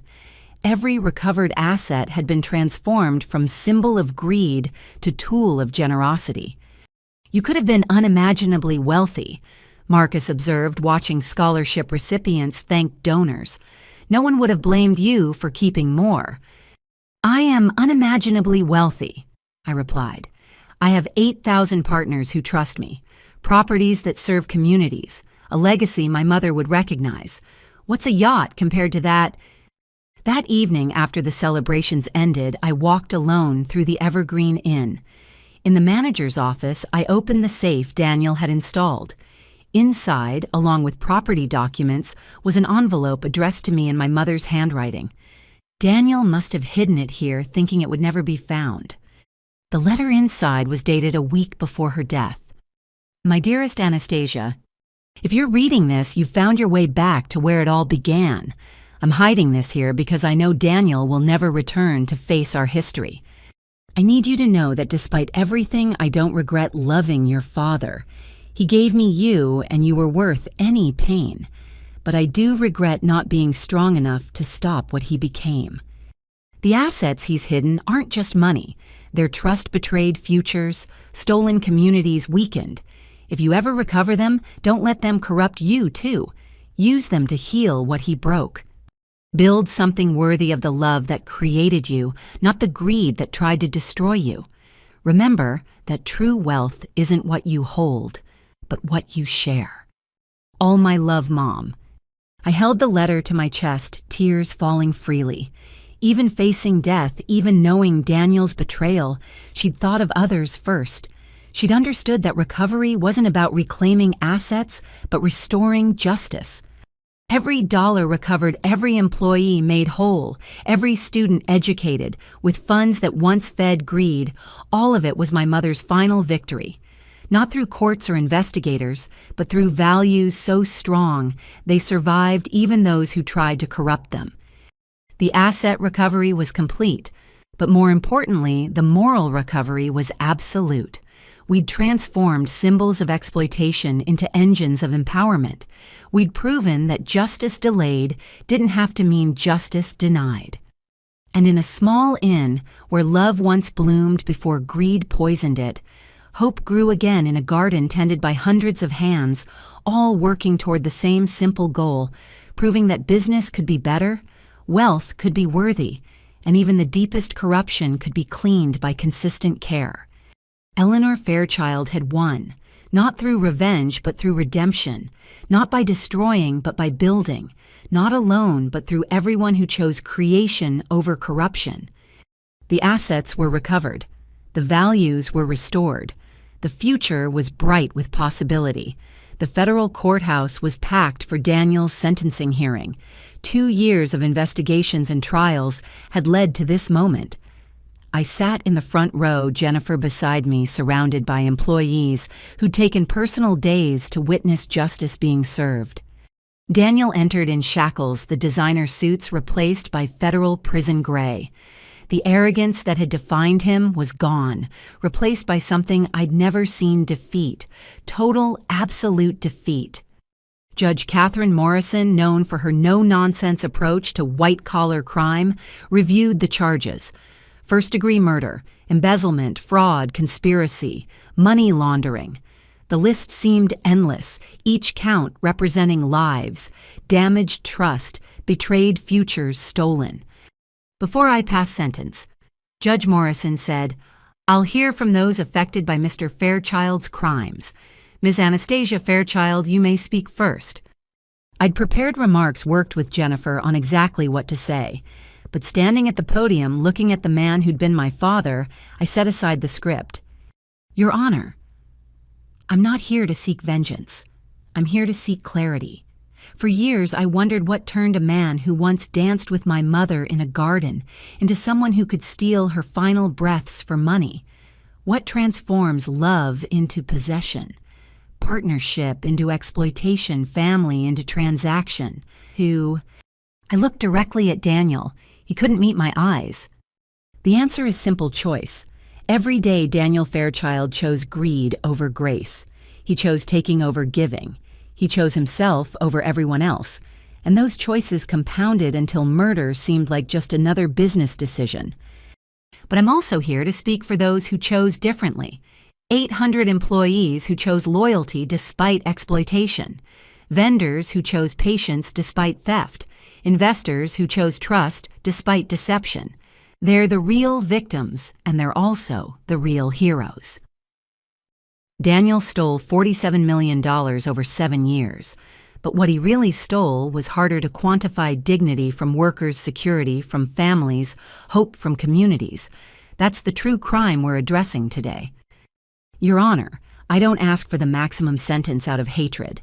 I ask for it out of love. Love for every person who deserves to know that justice exists, that exploitation has consequences, that choosing evil over good leads somewhere specific here, in chains facing the truth of what those choices created. I returned to my seat as employees testified one by one. Maria spoke of wages stolen while her children went hungry. Carmen described the predatory loans that trapped families in cycles of debt. Tom Bradley, voice breaking, told of carrying guilt for 7 years because he'd been too afraid to speak truth about Eleanor's death. Then came the other defendants. Grace's brother, facing his own charges, tried to claim he'd been manipulated. Former board members insisted they'd been deceived, each attempting to minimize their role shift, blame, avoid consequences. But the evidence was overwhelming. The videos Madison had provided showed willing participation. The financial records revealed full knowledge. The recovered assets proved systematic, deliberate crime. When Grace's sentencing came next, she maintained her performance to the end. Designer clothes replaced by prison uniform, she still attempted dignity. But as employees testified about her cruelty, her careful facade cracked. She used to make us stand in line while she inspected our appearances, one housekeeper testified. Any imperfection meant docked pay. She said we were representing her personal standards. She charged personal shopping trips as business expenses while cutting our health benefits. Another explained. Told us insurance was a luxury we hadn't earned. Grace's lawyer tried painting her as a woman trapped in her husband's schemes. But prosecutor Patricia Nielsen methodically presented evidence-forged signatures, hidden accounts, that damning search history about morphine overdoses. When I spoke at Grace's sentencing, I focused on a different betrayal.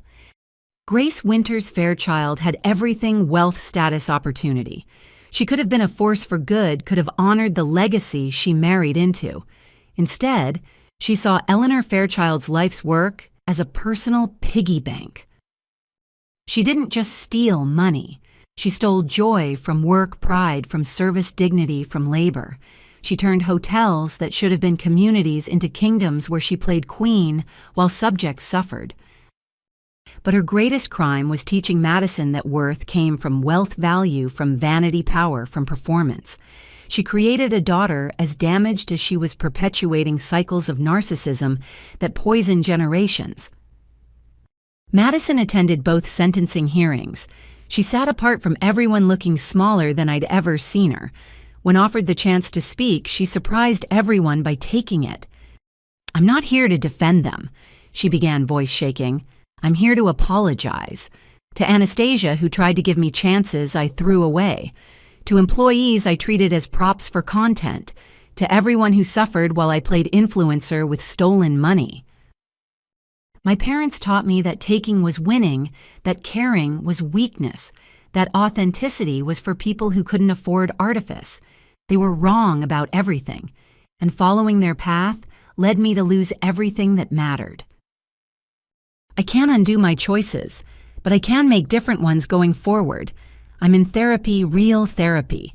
I'm working a normal job, earning honest money. I'm learning who I am without followers, without filters, without facades." She looked at Daniel and Grace. "You're going to prison for your crimes. I'm already in one, the prison of being raised by people who love themselves more than their children. But I'm working on parole through accountability, something you both could have chosen but never did." The sentences were severe but justified. Daniel, life without parole for murder, plus 200 years for financial crimes. Grace, 45 years for her role in the conspiracy. Other defendants received sentences ranging from 5 to 20 years. As they were led away, Daniel finally looked at me. For a moment, I saw something that might have been regret, but then his jaw hardened and he turned away, still choosing pride over peace even now. Outside the courthouse, media swarmed, but I pushed through to where employees had gathered. These were the people who mattered, who'd waited years for this moment. "It's over," Maria said, tears streaming. "It's really over." "No," I corrected gently. "The crime is over. The punishment is delivered.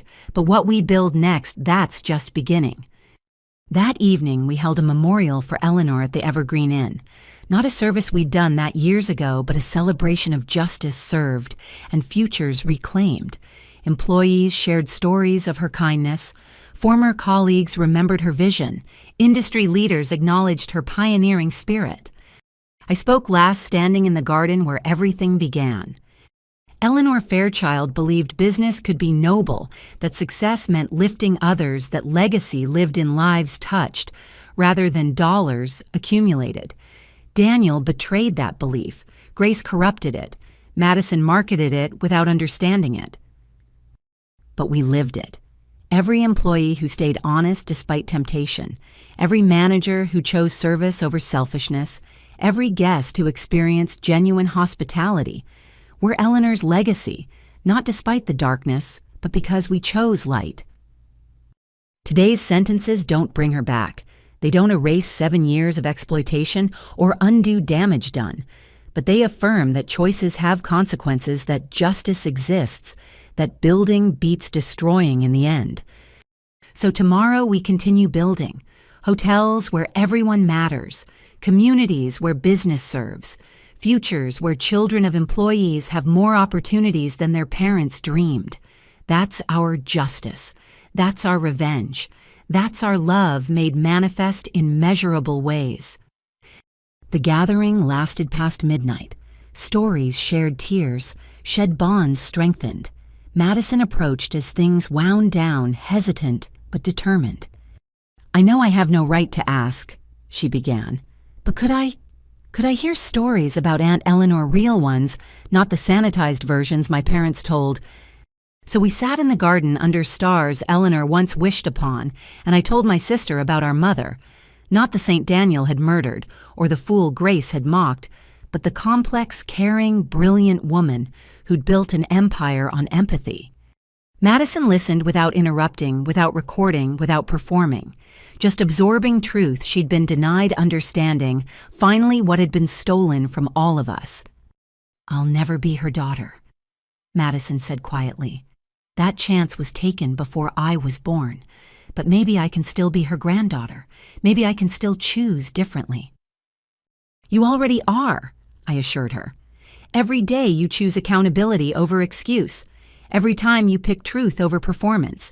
Every moment you decide to build rather than blame. That's Eleanor Fairchild's DNA asserting itself despite everything." The night ended with unexpected peace. Not forgiveness, some things cut too deep for that, but acceptance that justice had been served, choices had consequences, and futures remained unwritten for those brave enough to change. Daniel would die in prison choosing bitterness to the end.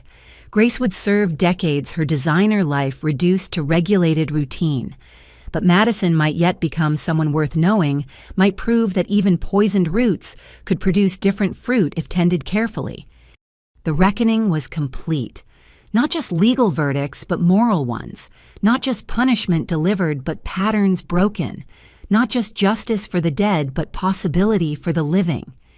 In the garden where love began before greed corrupted it, hope bloomed again, tended by hundreds who'd chosen building over bitterness, creation, over corruption, service, over selfishness.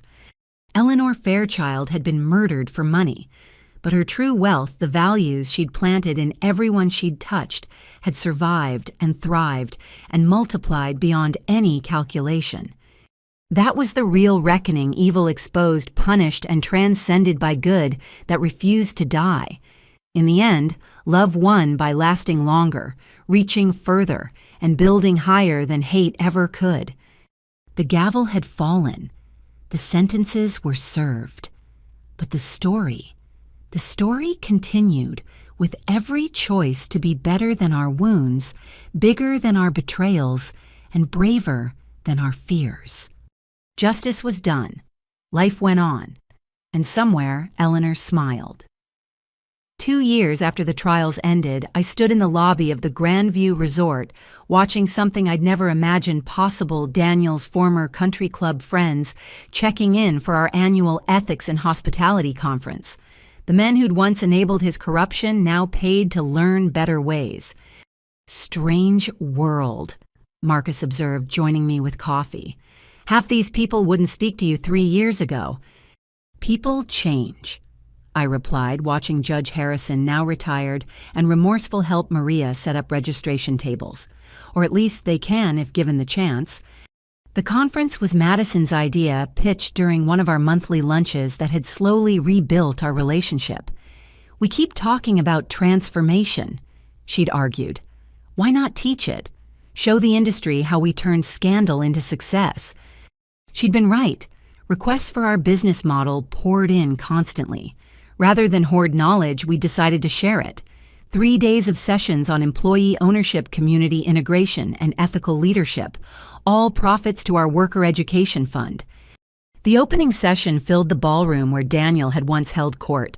I recognized faces from across the industry, competitors, journalists, academics, even government regulators studying our approach.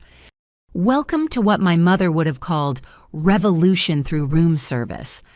I opened, getting laughs. You're here because you believe business can be better. We're here to prove you're right. The sessions were deliberately transparent. Carmen showed our real financial models, proving employee ownership increased rather than decreased profits. Tom Chen demonstrated community partnerships that created competitive advantages. Madison presented digital strategies that built brand through authenticity rather than artifice. But the most powerful session was the employee panel. Maria, now part owner of the company she'd once cleaned for minimum wage, spoke eloquently about dignity in labor. A young manager who'd started as a bellhop through our education program described opportunities that changed his family's trajectory. Even former employees who'd left for other opportunities returned to share how our values had influenced their new workplaces. The Fairchild model isn't just about hotels, one concluded. It's about believing people rise to the level of trust you give them. The conference's final dinner was held in the garden my mother had designed. Senator Patricia Chen, who'd once investigated us for antitrust concerns, now delivered the keynote as our biggest advocate. What Anastasia Fairchild and her team have built isn't just a business success, she told the assembled leaders. It's a blueprint for capitalism that serves rather than exploits. They've proven that treating workers as partners rather than costs communities as stakeholders, rather than resources, creates sustainable success. And they did it, she continued, not from privilege but from persecution, not through inheritance but through intelligence, not by destroying the old but by building the new. If they can transform betrayal into benefit, what excuse do the rest of us have? The applause was genuine, but I was already thinking ahead. Success had brought new challenges. Other chains were poaching our trained employees with high salaries. Competitors were copying surface elements without understanding core values. Some investors pushed for faster expansion, bigger returns, compromising the careful culture we'd built. We need to think bigger, I told the leadership team that evening.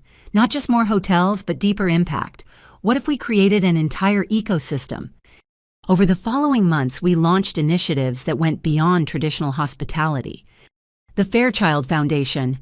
Funded by profits, it provided grants to employees starting their own businesses. Former housekeepers opened cleaning services using our methods. Ex-restaurant staff launched catering companies with our recipes. We didn't see it as competition, but as multiplication of our values. The Hospitality Justice Project, legal aid for exploited workers across the industry. We'd been fortunate to have resources to fight back. Most didn't. Our lawyers took cases pro bono, recovering millions in stolen wages for workers at other chains. The Eleanor Fairchild Institute, a full university partnering with state schools to offer accredited degrees in ethical hospitality management, free for employees' children, affordable for everyone with curriculum based on our practices. But perhaps the most meaningful development was the Industry Ethics Board Madison proposed and now chaired. Former competitors sat together monthly, sharing challenges and solutions. Properties that met standards received certification that guests increasingly demanded. We're not just running hotels anymore, Madison observed during one board meeting. We're changing how business thinks about itself. She was right. Business schools sent students to study us.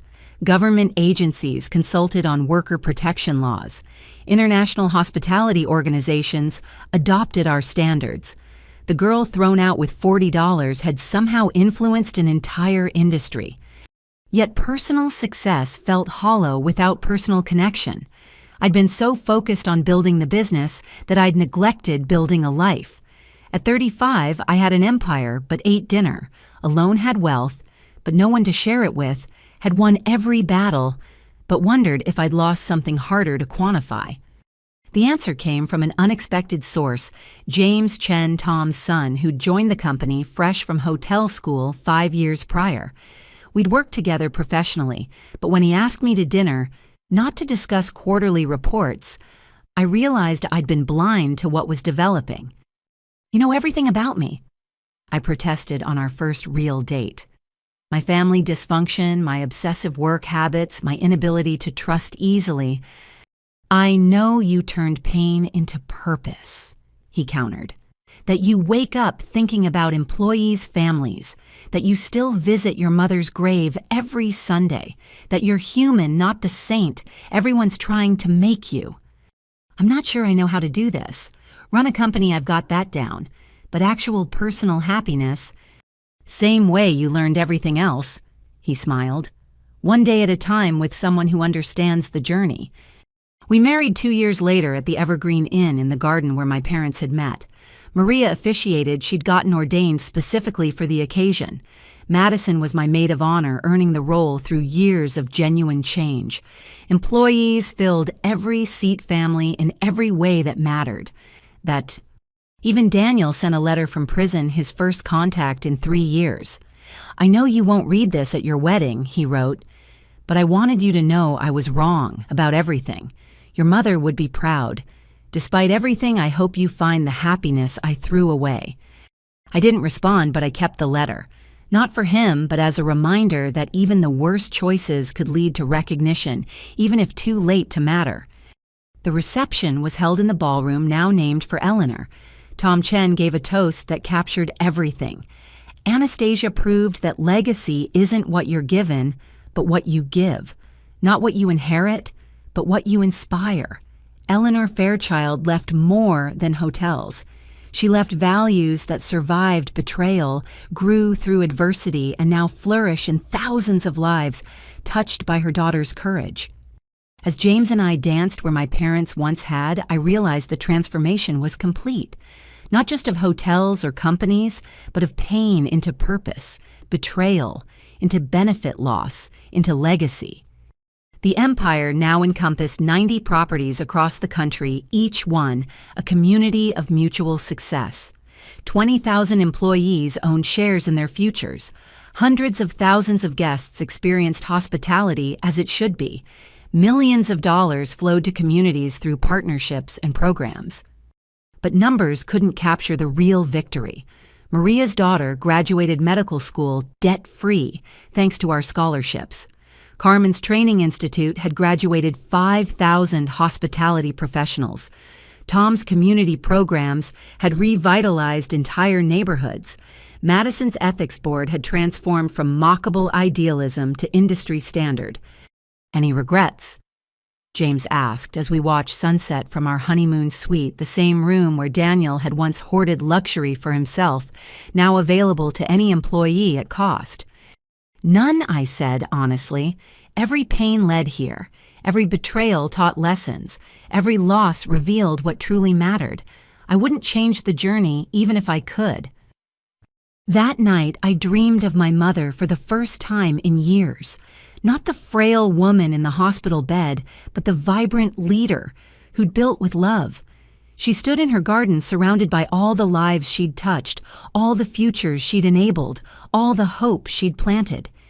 "Did I do okay, Mom?" I asked in the dream. "You did better," she smiled. "You took what I started and made it eternal, not through buildings or bank accounts, but through believing in people I never got to meet. That's legacy, darling. That's love." I woke to find dawn breaking over the mountains, James beside me, messages from employees sharing daily successes and a future bright with possibility. The new legacy wasn't mine alone. It belonged to everyone who'd chosen building over bitterness, who'd proved that business could be noble wealth, could be worthy, and even the greatest betrayals could become foundations for better things. Eleanor Fairchild had died trying to protect this dream. Daniel had tried to steal it. Grace had tried to corrupt it. Madison had tried to exploit it. But in the end, truth outlasted lies, service surpassed selfishness, and love literally conquered all. The hotel stood as testament not to revenge achieved, but to redemption chosen, not to enemies destroyed, but to communities created, not to inheritance reclaimed, but to futures enabled.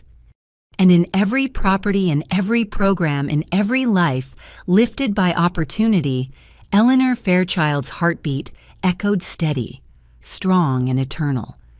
The girl with $40 had built something worth more than money, proof that purpose beats privilege, that caring creates wealth, and that the greatest revenge against those who choose darkness is simply steadfastly choosing light. This was our legacy. This was our love. This was our happily ever after, earned one choice at a time. To anyone facing their own betrayals, their own losses, their own $40 moments, remember this. You are stronger than what broke you. You can build from any rubble. You can transform any pain into purpose. The only question is, what will you choose to build? Thank you for joining me on this journey. May your own path lead from whatever darkness you face into light you create, shared with others who need its warmth. Sometimes the greatest inheritances aren't what we're given, but what we give away. Sometimes the richest people are those who make others wealthy. Sometimes the best revenge is a life so well lived that bitterness becomes irrelevant. Build something beautiful. The world needs your light.